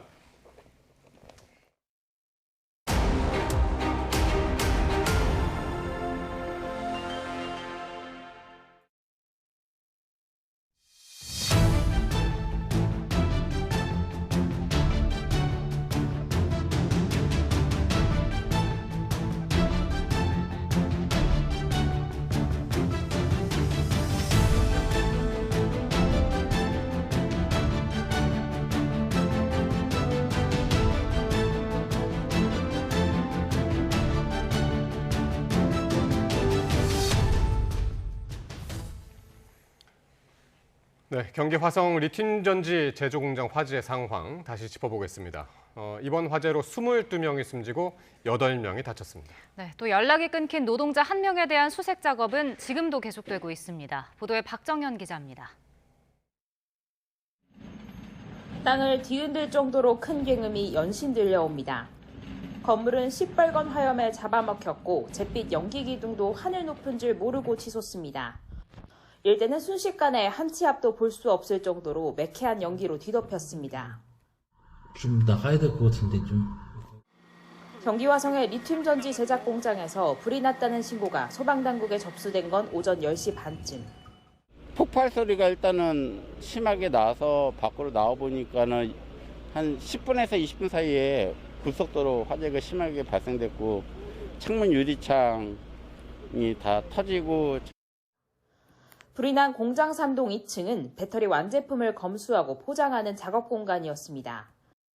당시 공장 안에는 직원 20여 명이 고립돼 있었습니다. 겨우 큰 불길을 잡은 뒤 소방당국이 수색에 나섰지만 모두 숨진 채 발견됐습니다. 대부분 소사체로 나오면서 신원 확인이 어려운 상태로 파악됐습니다. 또 2명이 화상을 입어 크게 다치는 등 부상자도 속출했습니다. 대형 참사가 발생함에 따라 경찰과 검찰은 각각 수사본부를 꾸리고 업체 관계자들에 대한 조사에 나섰습니다. 특히 2층에서 대피한 직원으로부터 작업 과정에서 배터리가 폭발했다는 진술을 확보하고 경위를 파악하고 있습니다. 완제품을 수거 검수하고 포장하는 작업을 하고 있는데 그 와중에 배터리에서 폭발이 일어났다는 그런 목격자 진술이 있어가지고. 애초 소방은 실종자가 21명인 것으로 추정했지만 연락이 끊긴 직원 1명이 더 있다는 업체 측 설명에 따라 수색 작업을 이어가고 있습니다. YTN 박정현입니다. 외교부는 이번 화재로 숨진 외국인 노동자와 유가족 지원을 위해 해당 국가의 주한 공관과 긴밀히 협조해 나갈 예정이라고 밝혔습니다. 경기 화성 소방서에 따르면 오후 6시 30분 기준 사망자 수는 22명이며 이 가운데 20명은 외국인으로 중국 국적 18명, 라오스 국적 1명, 미상 1명입니다. 사망자들의 인적 사항은 아직 확인되지 않았습니다. 오늘 발생한 초대형 화재로 현장은 그야말로 폐허가 됐습니다. 맹렬한 불길과 희뿌연 연기가 주변을 모두 아수라장으로 만들었는데요. 화재 당시 현장을 권민석 기자가 전해드립니다. 흡사 화산 폭발을 방불케 하는 굉음과 함께 시뻘건 불기둥이 허공으로 치솟습니다. 끝없이 피어오르는 연기는 온 하늘을 집어삼켰습니다.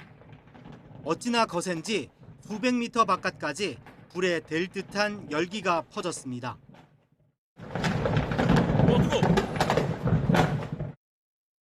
화마가 휩쓸고 간 공장은 거대한 잿더미로 변했습니다.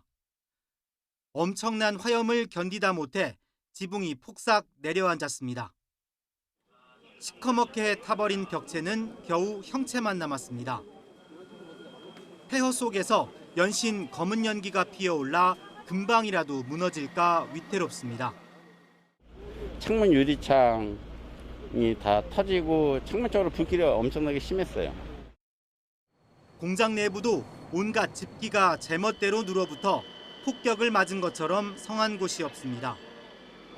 불이 난 3동 주변 건물 역시 가공할 위력에 군데군데 그을리고 부서졌습니다.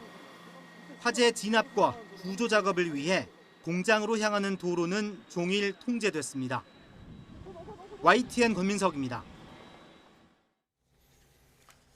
김동연 경기도지사는 화재 현장을 찾아 사망자와 부상자를 위한 24시간 통합지원센터를 운영하겠다고 밝혔습니다. 김 지사는 불의의 사고로 숨진 희생자들의 명복을 빈다며 1:1 전담 직원을 배치해 법률 지원과 보험 상담 등 각종 절차를 돕겠다고 덧붙였습니다. 아울러 사망자 가운데 외국인 근로자가 대부분인 만큼 장례 절차가 유족 뜻에 따라 이루어질 수 있도록 외국인 유가족에게 항공료와 체류 비용, 통역 서비스까지 논스톱 서비스를 지원한다고 말했습니다. 이번 화재 합동 현장 감식은 내일 오전 10시 반부터 진행됩니다. 경찰과 소방당국, 국립과학수사연구원, 고용노동부 등 6개 기관 30여 명이 참여해 최초 발화 지점과 화재 원인을 규명할 방침입니다. 앞서 경찰은 이 사건 수사를 위해 형사기동대, 화성서부경찰서 형사, 과학수사대, 피해자 보호계 등 모두 130명 규모의 수사본부를 꾸렸습니다. 충북 청주의 한 고등학교에서 70대 경비원이 철제 정문을 열다가 깔려 숨졌습니다. 사고 원인에 대한 경찰 조사와 함께 노동당국이 중대재해처벌법 적용 여부를 검토하고 있습니다. 이성우 기자입니다. 평소 같으면 접혀 있어야 할 학교 철제 정문이 기둥에서 빠져 있습니다. 정문 주변은 외부인 접근을 막은 채 경찰이 현장 조사를 벌이고 있습니다. 오전 6시 20분쯤 충북 청주시 서원구의 한 고등학교에서 경비원 73살 A씨가 정문을 열다가 사고를 당한 겁니다. 피해자는 등교 시간을 앞두고 접이식 철문을 열다가 철문이 넘어지면서 사고를 당했습니다. A씨는 사고를 목격한 주민들에게 구조된 뒤 신고를 받고 출동한 119 구급대에 의해 병원으로 옮겨졌지만 숨졌습니다.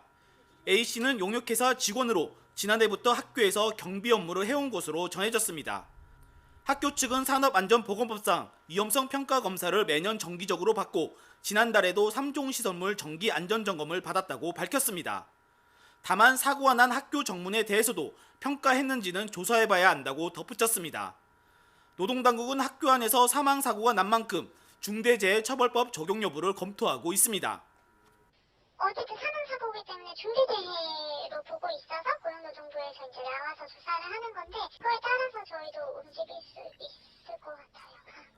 경찰은 학교에서 확보한 CCTV 등을 통해 사고 원인을 조사하면서 학교 측의 관리 감독이 제대로 이행됐는지도 수사하고 있습니다. YTN 이성우입니다. 꽃다발에 합성 대마를 숨겨 밀반입한 조직을 세관이 적발했습니다. 합성 대마는 천연 대마보다 환각 효과가 많게는 85배 이상으로 알려진 위험물질인데 불법 체류자가 된 베트남 유학생들이 벌인 일이었습니다. 김종호 기자가 보도합니다. 베트남에서 축제나 잔치 때 쓰는 인조 꽃다발입니다. 속에서 합성 대마가 든 앰플이 잇따라 나옵니다. 베트남에서 특송 화물로 꽃다발이 배송된 곳은 베트남인들이 모여 사는 대구 공단 지역. 유학생으로 입국해 불법 체류자가 된 베트남인들이 지난해 9월부터 꽃다발 속에 합성대마 10ml가 든 병 46개를 숨겨 밀반입했습니다. 학교를 1, 2년 정도 다니다가 학기 연장 안 하고 그 체류 기간이 만료되면서 그때부터 불법 체류 상태로 조직은 국내에서 구매자를 사회관계망 서비스로 찾아 이른바 던지기 수법으로 팔았던 거로 드러났습니다. 일명 낙태약도 밀반입한 거로 세관은 파악했습니다. 이번에 적발한 합성 대마는 천연 대마에서 나오는 향정신성 성분보다 화학 구조에 따라 많게는 85배 이상 환각 효과가 있는 거로 알려졌습니다. 일명 낙태약은 성분이 확인되지 않은 데나 낙태 효과는 없고 구토와 착란, 미수가 출산 등 심각한 부작용이 뒤따른다는 게 세관 설명입니다. 세관은 국내 공급책 4명을 구속해 검찰에 넘기고 베트남에 있는 주범에 대해서는 인터폴에 적색 수배를 요청했으며 올해 초 추방된 다른 공급책 1명에 대한 체포영장을 발부받아 지명 수배했습니다. YTN 김종호입니다. 대전의 한 중학교 교사가 동성 제자와 부적절한 교제를 했다는 의혹이 제기돼 직위 해제됐습니다. 대전시 교육청은 비상대책회의를 열고 A 교사의 직위 해제를 결정했습니다. A 교사는 동성 제자에게 만남을 요구하는 등 부적절한 내용의 문자를 보낸 것으로 전해졌습니다. 교육청은 A 교사가 근무했던 학교 2곳을 전수조사할 방침입니다. 지난달 발생한 대전 성심당 온라인 쇼핑몰 해킹으로 고객 개인정보 유출 시도가 있었던 것으로 파악됐습니다. 대전경찰청 사이버수사대는 해킹 공격에 따른 고객 개인정보 유출 시도 정황을 확인했습니다. 앞서 지난달 3일 성심당 온라인 쇼핑몰에서 피싱 사이트로 이동하는 악성 코드가 삽입된 정황이 포착됐고 해당 쇼핑몰은 폐쇄됐습니다. 은행 창구 직원들이 기지를 발휘해 2억 1천만 원이 넘는 돈이 보이스피싱 사기범 손에게 넘어갈 뻔한 사고를 극적으로 막아냈습니다. 거액의 수표를 발행 당일 인출하는 것을 수상히 여기고 또 피의자 메신저 내용 중에 의심적인 내용을 눈여겨본 은행원들의 날카로운 눈 덕분이었습니다. 류한홍 기자가 단독 보도합니다. 두 남녀가 1,000만 원짜리 수표 5장을 가지고 은행 지점에 와서 현금 인출을 요구합니다. 당일 발행 수표의 현금 인출을 수상히 여긴 직원이 발행자와 통화를 시도했고 이 과정에서 보이스피싱을 직감하고 곧바로 팀장에게 경찰 신고를 요청했습니다. 자금의 출처를 파악하는 과정에서 조금 수상한 부분이 있다고 판단돼서 수표 발행인에게 전화를 걸었고 전화 통화 와중에 내정하신 분과 수표 발행인의 말씀이 일치하지 않는 부분에서 보이스피싱에 관련되어 있다고 판단했습니다.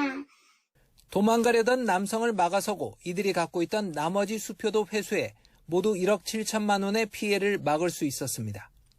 한 고객이 스마트폰 해외 송금이 안 된다며 은행 창구를 방문했고 직원은 이 계좌가 지급 정지됐다는 사실을 확인합니다. 이후 우연히 접한 고객 메신저 대화에서 수상한 낌새를 알아차리고 곧바로 동료와 메신저로 협의 후 경찰 신고를 하게 됩니다. 제가 전산으로 확인을 하는 와중에 고객이 휴대폰을 봤을 때 어느 저장된 분이랑 카톡을 하고 있었는데 카톡 내용이 해외에 사는 오빠한테 해외 송금한다고 하시면 됩니다. 라고 카톡이 와 있었고 고객이 답장으로 지금 어느 지점에 내점을 해서 요청을 하고 있는데 여기도 안 된다고 하면 다른 지역으로 가서 다시 연락드릴게요 라고 쓰고 계셨어요. 하마터면 피해자의 돈 4,300만 원이 고스란히 해외 모처로 빠져나갈 뻔했습니다. 기존에 수표 발행을 요구하여 전달받는 방법 외에 최근에는 외환으로 환전을 요구하여 해외 송금을 유도하도록 하는 방법이 많이 일어나고 있으니 누군가 불쑥 전화해 다급한 상황이라며 거액의 수표 발행이나 해외 송금을 요구한다면 보이스피싱을 의심해보는 각별한 주의가 필요합니다. YTN 유환홍입니다. 최태원 SK그룹 회장이 이혼 소송 항소심 재판부에 재항고장을 내며 판결문 경정의 불복 의사를 밝혔습니다. 최 회장 측은 잘못된 계산에 근거한 판결의 실질적 내용을 새로 판단해야 하는 만큼 단순히 수치만 수정해서 해결될 문제가 아니라는 입장입니다. 앞서 서울고등법원은 최 회장 측이 기자회견을 통해 판결문 오류를 지적하자 일부 내용을 수정하는 경정을 통해 지난 1998년 5월 SK 주식가액을 기존 주당 100원에서 1,000원으로 수정했습니다. 가수 지코가 고 구하라 씨 금고 도난 사건과 관련해 허위 사실이 유포됐다며 강경 대응하겠다고 밝혔습니다. 소속사는 입장문을 통해 최근 지코에 대한 모욕, 허위 사실 유포 등 악성 게시물과 댓글이 무분별하게 작성됐다며 선처와 합의는 없을 거라고 강조했습니다. 앞서 한 방송을 통해 과거 구하라 씨의 자택에 침입해 휴대전화가 든 금고를 훔친 용의자의 몽타주가 공개됐고 일부 네티즌이 용의자가 지코와 닮았다고 주장하며 논란이 불거졌습니다. 의학계 불법 리베이트 의혹과 관련해 현재까지 의사 80명 이상이 입건된 것으로 파악됐습니다. 우종수 경찰청 국가수사본부장은 오늘 기자간담회 자리에서 현재까지 리베이트 의혹으로 119명이 입건됐고 이 가운데 의사는 82명이라고 밝혔습니다. 이어 경찰은 보건복지부 수사 의뢰와 자체 첩보를 바탕으로 수사에 착수했으며 전국적으로 32건이 진행되고 있다고 덧붙였습니다. 경기도 용인에 있는 수도권 광역 급행철도 GTX-A 구성역이 오는 29일 개통을 앞두고 있습니다. 구성역이 개통되면 수서역까지 14분 정도 걸릴 전망입니다. 최도희 기자가 현장에 다녀왔습니다. 에스컬레이터를 타고 지하로 내려가자 시원하게 뚫린 개방형 천정이 눈에 들어옵니다. 공사 과정에서 안반이 발견돼 수도권 광역 급행철도 GTX-A 동탄 수서 구간에서 제외되면서 개통이 늦어졌던 구성역. 29일을 목표로 개통 준비가 한창입니다. 구성역에서 수서역까지 수임 분당선을 이용하면 36분 정도 걸리는데 GTX-A 구성역을 이용하게 되면 탑승 시간이 14분으로 줄어듭니다. 동탄까지는 7분 만에 갈 수 있습니다. 버스 등 기존 교통수단과 비교하면 수서역까지는 40분 이상, 동탄역까지는 30분 이상 시간이 단축됩니다. 특히 용인 지역 주민들의 서울 강남과 동탄 지역으로의 접근성을 높일 것으로 기대됩니다. 승하차 인원 다 포함해서 3,000명 내지 4,000명 정도가 하루에 이용하시리라 이렇게 판단을 하고 있습니다. 하지만 실제 이용객 수가 예측치에 부합할지는 미지수입니다.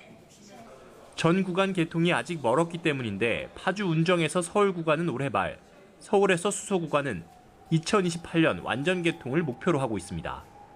특히 강남 통근자들이 주로 이용하게 될 삼성역 개통이 관건입니다.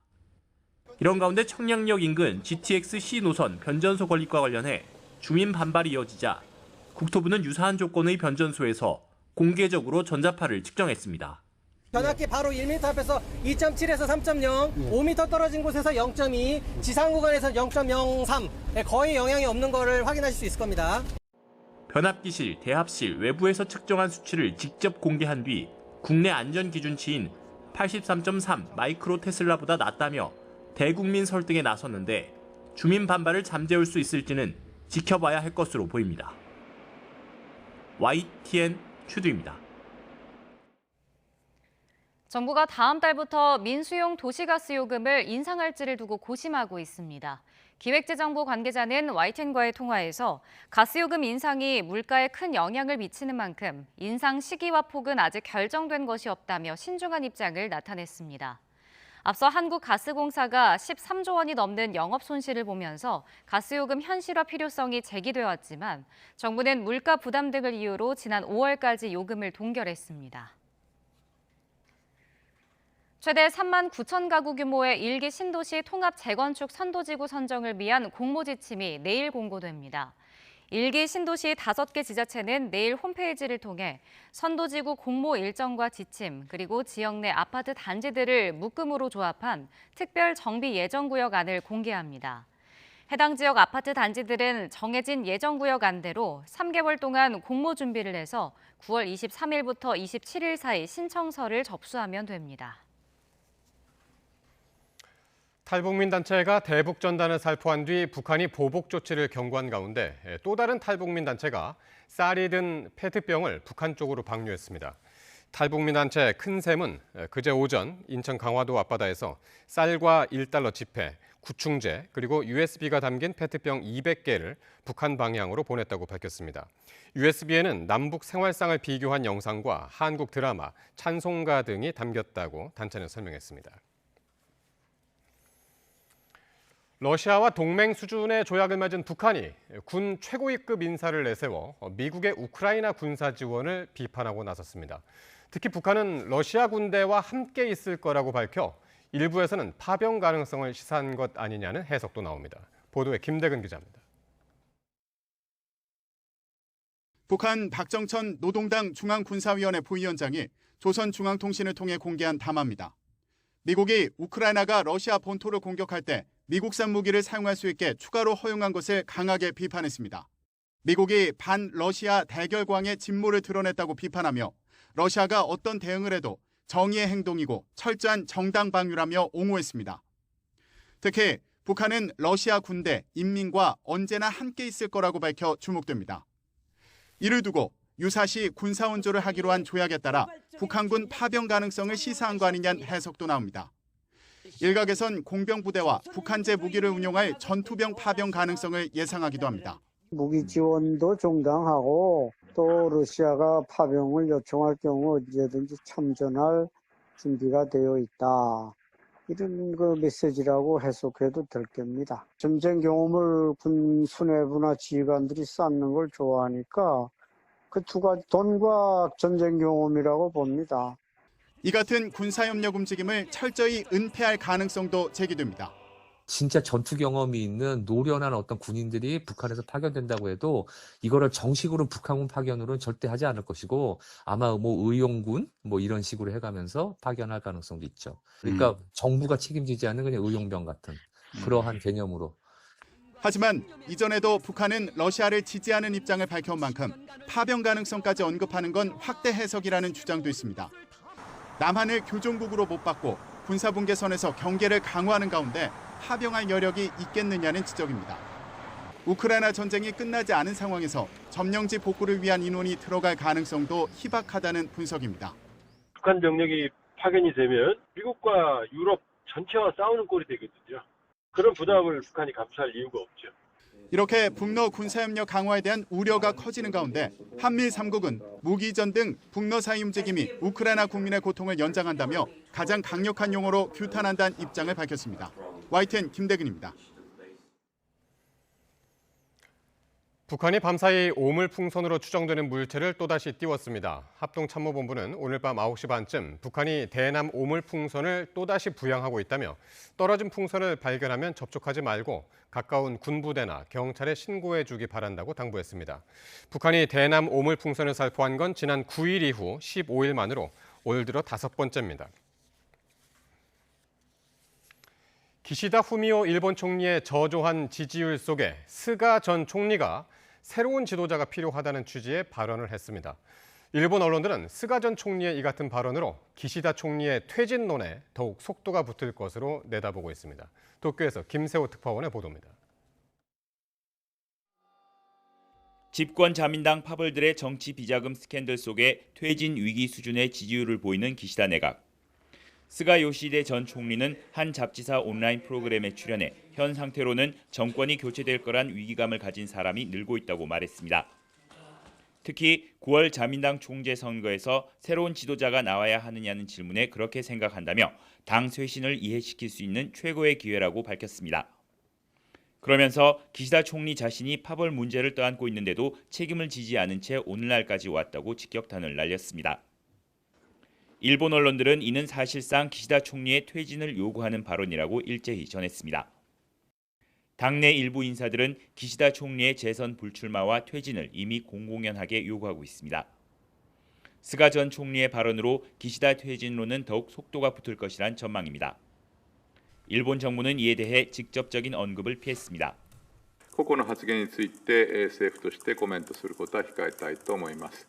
政府としては国民の政治に対する真の声を真摯に受け止めつつ、先送りできない課題に引き続き専念し、結果を出していきたい。 최근 요미우리 신문 여론조사에서 기시다 내각 지지율은 23%로 기시다 내각 출범 후 최저치를 기록했습니다. 또 아사히 신문이 전국 47개 지자체의 자민당 지방조직 간사장에게 기시다 총리의 재선 희망 여부를 묻자 희망한다는 응답은 3곳에 그쳤습니다.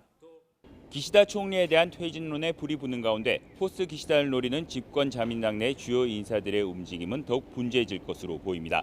도쿄에서 YTN 김세호입니다.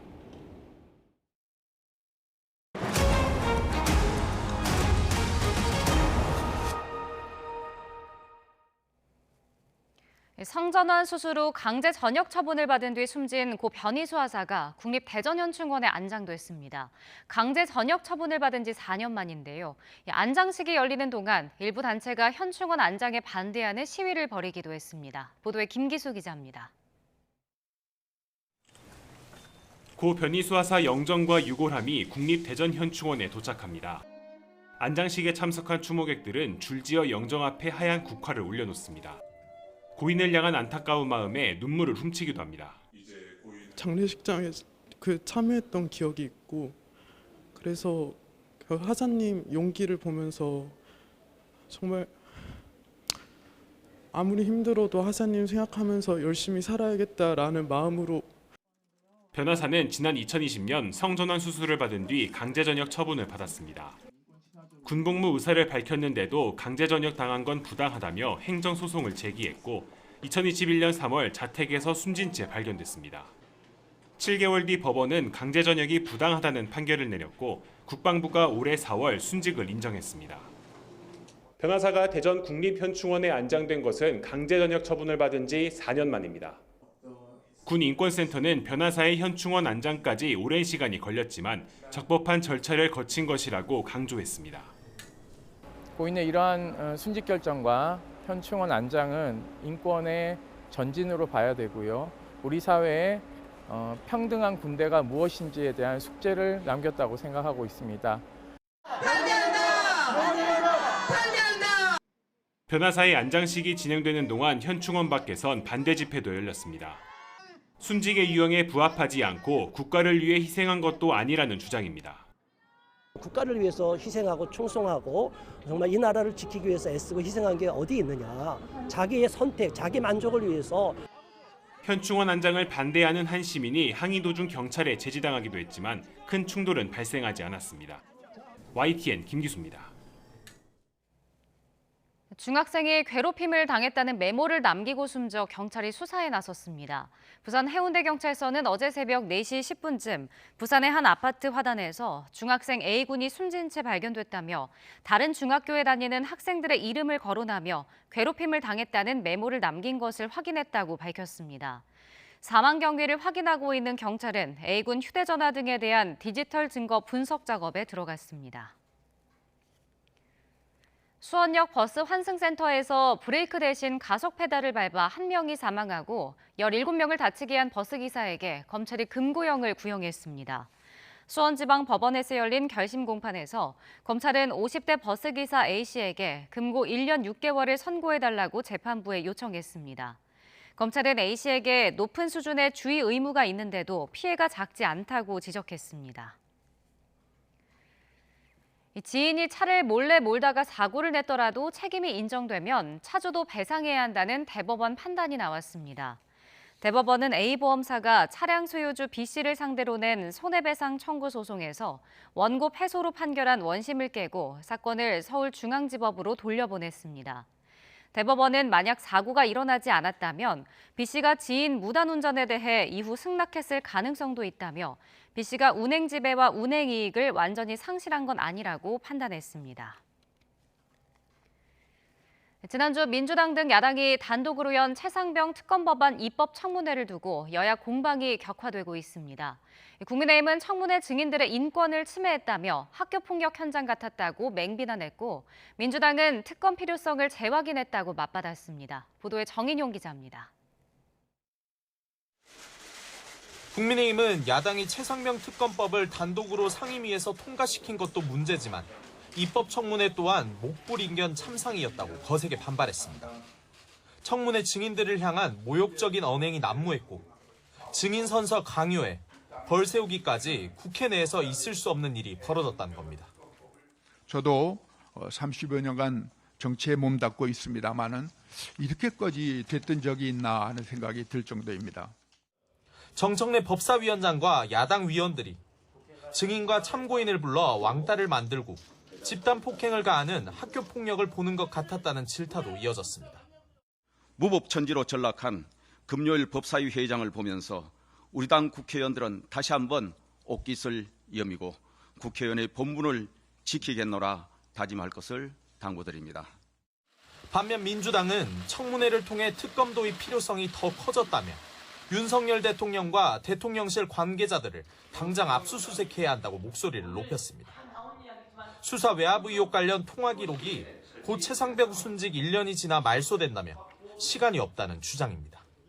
최혜병 죽음의 진실과 그 진실을 덮으려는 수사 외압에 대한 진실을 밝히기 위해서는 신속한 증거 자료의 보존이 필요합니다.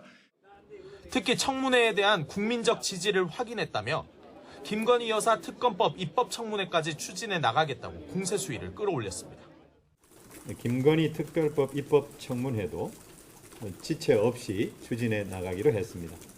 상임위별로 입법 청문회, 현안 청문회를 계속해 나가기로 했습니다. 민주당은 다음 달 4일까지인 6월 임시국회 중에 최상병 특검법을 본회의에 올린다는 입장입니다.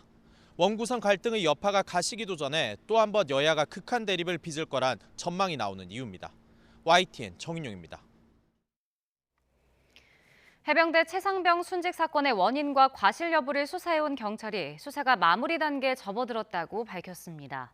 우종숙 국가수사본부장은 오늘 정례 기자간담회에서 다수 관련자를 충분히 조사해 사건의 사실관계는 어느 정도 거의 마무리했고 적용할 혐의 등을 검토 중이라고 말했습니다. 이어 내외부 전문가가 참여하는 수사심의위원회를 열어 공정성과 객관성을 담보한 결과가 도출되도록 최대한 빨리 마무리하겠다고 덧붙였습니다. 극심한 폭염 속에서 진행된 이슬람 정기 성지순례 기간 사망자가 1,300명을 넘은 것으로 공식 집계됐습니다. 기후변화가 가장 큰 원인이지만 비싼 성지순례 허가를 감당할 수 없는 취약층이 더 큰 피해를 입었다는 지적이 나옵니다. 보도에 김도원 기자입니다. 이슬람 신자라면 평생에 한 번은 반드시 해야 하는 정기 성지순례. 날짜는 음력인 이슬람력에 따라 정해지는데 올해는 한여름이라 섭씨 52도에 육박하는 기록적 폭염이 닥쳤습니다. طبعا حاجة شاقة جدا يعني حرارة غير طبيعية عن السنين السابقة وده يعني مؤثر علينا جدا يعني. 순례자 가운데 온열 질환자가 속출하면서 사망자가 1,300명을 넘었다는 공식 집계가 나왔습니다. 지난해 200명에 비하면 6배가 넘습니다. 83% منهم كانوا من الغير مصرح لهم والذين يعني تعرضوا للعوامل المسافات الطويلة اللي ذكرتها سابقا وتحت أشعة الشمس بلا مأوى. 미등록 순례자들은 에어컨이 나오는 공식 더위 쉼터를 이용할 수 없고 적발되면 추방당하기 때문에 도움을 요청하기도 어려워 피해가 커졌습니다. 사우디 당국은 순례자를 나라별로 할당해 총 180만 명에게만 정식 허가를 내줍니다. 하지만 허가 비용이 1인당 수백만 원에 달해 허가 없이 순례에 나서는 경우도 많습니다. 또 평생 저축을 모아 순례에 나선 노인들도 많은데 이들은 더위에 더욱 취약합니다. Other parts of the world, they save the money not to build their house, not to go for their insurance, but to perform Hajj. 공식 성지 순례 여행사로 위장한 브로커에게 사기를 당해 현지에서 아무 도움을 못 받는 경우도 있습니다. 이집트 당국은 불법 여행을 주선한 여행사 16곳의 면허를 취소하고 수사에 나섰습니다. YTN 김도훈입니다. 중국 남부에 폭우를 뿌렸던 비구름이 중부 내륙으로 북상해 계속해서 피해를 내고 있습니다. 양쯔강 이남 3대 호수로 꼽히는 서호 54개가 1시간 동안 쏟아져 내렸다는 말까지 나왔습니다. 베이징에서 강정규 특파원입니다. 지하 상가로 빗물이 폭포수처럼 쏟아집니다. 지하철 입구까지 물이 차올라 내려갈 수 없습니다. 도심 도로는 물길로 변해 버스 운행마저 중단됐습니다. 火车站广场已变成客运码头，车辆变身船只行驶。 중국 후난성 창사에 아침 9시부터 1시간 동안 65mm의 폭우가 내렸습니다. 시 전체 면적을 곱하면 7억 세제곱미터 넘는 비가 쏟아졌다는 계산도 나왔습니다. 현지 매체들은 강남 3대 호수 중 하나인 서호 54개가 하늘에서 쏟아진 셈이라고 비유했습니다. 실제 중국 동부 항저우에 있는 서호도 집중호우로 넘쳐 흘렀습니다. 당나라 때 시인 이백을 기념한 안후이성의 석상도 홍수로 목까지 물이 차올랐습니다. 在安徽、浙江还有江西不少地方累计雨量在100到200毫米，局地甚至超过了250毫米，部分地区降雨量甚至偏多了2倍以上。 중국 남부 지역에 폭우를 뿌렸던 비구름이 중부 내륙 양쯔강 유역으로 북상했습니다. 중앙기상대는 올해 첫 폭우 적색 경보를 발령했습니다. 후난성 신황현 산사태로 마을 주민 8명이 숨지는 등 인명피해도 속출하고 있습니다. 베이징에서 YTN 강정규입니다. 트럼프 전 미국 대통령이 이민자들만 출전하는 격투기 경기를 만들자고 말해 이주민 차별 논란이 일고 있습니다. 이번 주 바이든 대통령과 트럼프 전 대통령의 첫 TV 토론을 앞두고는 양측의 신경전도 뜨거워지고 있습니다. 보도에 김잔디 기자입니다. 기독교 단체 행사에 참석한 트럼프 전 대통령이 갑자기 이민자 격투기 리그 이야기를 꺼냅니다. 남부 국경을 통해 들어오는 불법 이민자의 폭력적인 성향을 언급하면서 자신이 이종격투기 단체 UFC 회장을 만나 이민자들만의 리그를 따로 만들자고 제안했다는 겁니다. Why don't you set up a migrant league?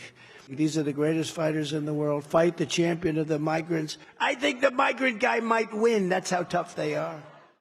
같은 날 필라델피아에서 열린 유세에서도 바이든 행정부가 국경을 개방하면서 불법 이민자가 늘었고 미국의 범죄가 증가했다고 주장했습니다. 당장 이민자를 겨냥한 차별적 발언이라는 비판이 나왔습니다. 워싱턴 포스트는 이 발언이 이민자를 비인격적인 용어로 표현하는 트럼프 전 대통령의 광범위한 언어 습관에서 나왔다고 지적했습니다. 트럼프는 작년 12월에는 이민자를 두고 미국의 피를 오염시킨다고 말해 거센 비난을 불러오기도 했습니다. 바이든 대 트럼프 첫 TV 토론은 현지 시간 27일로 다가왔습니다.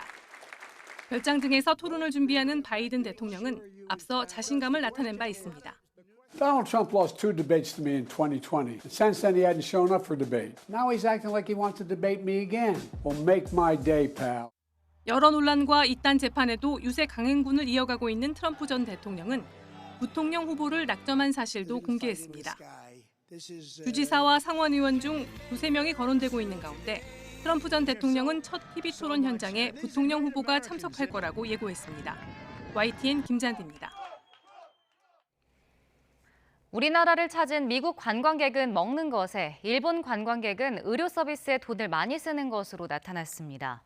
지난해 4월부터 올해 3월까지 국내 점포에서 발생한 해외 발행 개인 비자 카드의 결제 내역을 분석한 결과 가장 소비가 많은 외국인 국적은 미국이었고 일본과 중국이 그 뒤를 이었습니다. 미국 관광객은 식당이나 식료품점 등에서 주로 결제했고 일본인들은 병원 등 의료 서비스 분야에 특히 많은 돈을 쓰는 것으로 분석됐습니다.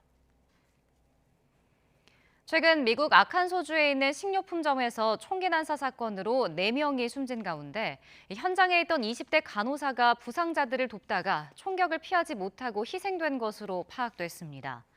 마이크 하가 아칸소주 경찰국장은 희생자 켈리 윈스는 도망치지 않고 간호사로서 다른 사람을 돕기 위해 멈췄다며 자신이 본 가장 헌신적인 행동이라고 말했습니다. 숨진 윈스에게는 생후 10개월 된 딸이 있는 것으로 전해졌습니다. 러시아 서남부 다게스탄 자치공화국의 경찰서와 종교시설을 노린 총기 난사 테러가 동시다발적으로 일어났습니다. 경찰만 최소 15명이 사망한 것으로 전해졌는데 국제적 테러단체 소행으로 추정됩니다. 보도에 신웅진 기자입니다. 짙은색 옷을 입은 괴한 3명이 거리에서 거침없이 총을 쏴댑니다. 이들은 수도 마하치칼라의 경찰서를 습격하고 정교회 성당에서도 총격을 벌였습니다. 비슷한 시각 다게스탄 제2의 도시 데르벤트에서도 유사한 테러가 발생했습니다. 괴한들은 유대교 회당과 정교회 성당에 침입해 총기를 난사했습니다. 유대교 회당에서는 불까지 나서 건물이 모두 타버렸습니다. 다게스탄 당국은 애초 두 지역에서 발생한 테러로 경찰관 7명과 정교회 신부 1명, 교회 경비원 1명 등 최소 9명이 숨지고 25명이 다쳤다고 발표했습니다. 이후 경찰 사망자가 15명 이상으로 늘었다고 정정하는 등 희생자가 늘어나는 형국입니다. 당국은 대테러 작전을 진행해 마하치칼라에서 4명, 데르벤트에서 2명 등 최소 6명을 사살했다고 밝혔습니다. 괴한들의 숫자는 물론 어느 단체 소속인지도 아직 확인되지 않았습니다. 타스통신은 소식통을 인용해 총격범들은 한 국제 테러 조직의 지지자라고만 보도했습니다. Безусловно, мы понимаем, кто стоит за организацией этих террористических атак. Мы понимаем, какой цели организаторы пытались добиться. 다게스탄에서는 지난 3월 31일 외국인 일당 4명이 테러를 모의한 혐의로 체포된 적이 있습니다. 이들은 3월 22일 러시아 수도 모스크바의 크로커스 시티홀 공연장에서 145명의 사망자를 낸 공격에 연루된 것으로 조사됐습니다. 국민 다수가 무슬림이고 수많은 종족으로 구성된 다게스탄은 분리주의 반군 테러가 적지 않게 발생하는 지역입니다. YTN 신웅진입니다. 2026년 이후 한국이 낼 주한미군 방위비 분담금을 정하기 위한 제12차 한미 방위비 분담 특별협정 4차 회의가 내일부터 사흘간 서울에서 열립니다. 외교부는 주한미군의 안정적 주둔 여건 마련과 한미 연합 방위태세 강화를 위한 우리의 방위비 분담이 합리적 수준에서 이뤄져야 한다는 입장하에 협의를 진행할 예정이라고 밝혔습니다.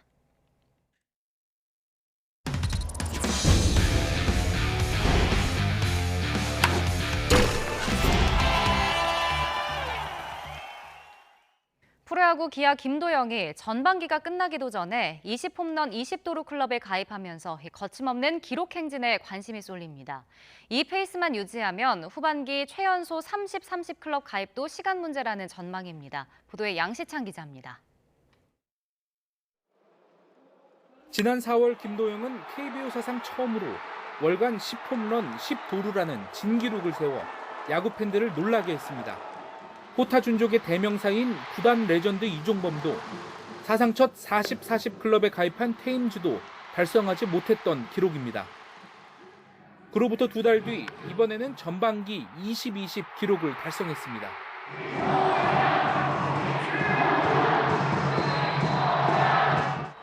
이제 관심이 쏠리는 건 김도영이 올 시즌 어디까지 기록을 세울지입니다.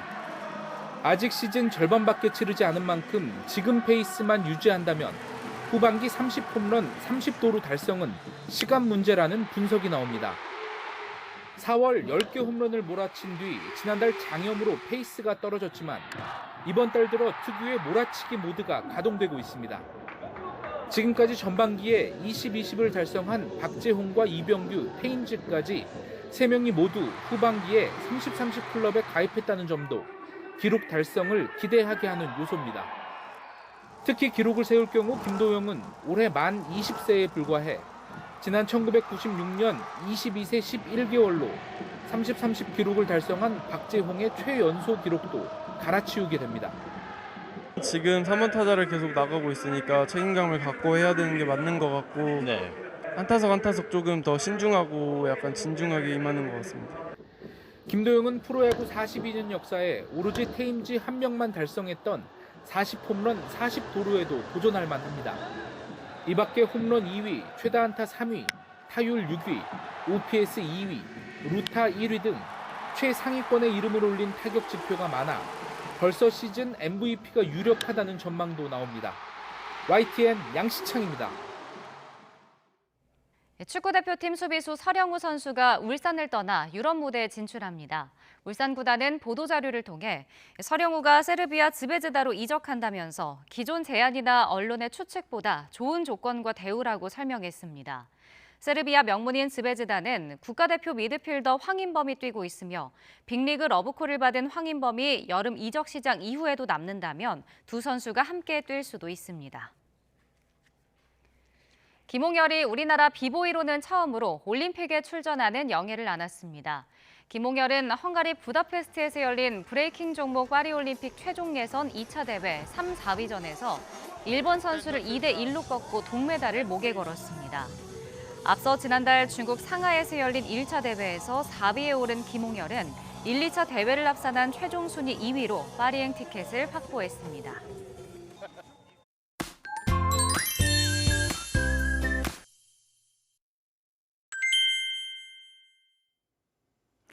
요즘 곳곳에서 러브버그가 발견되고 있습니다. 네, 맞습니다. 원래 러브버그는 아열대 기후에서 서식한다고 하는데요. 올해 이른 더위가 기승을 부리면서 조금 일찍 더 많이 늘어났다고 합니다.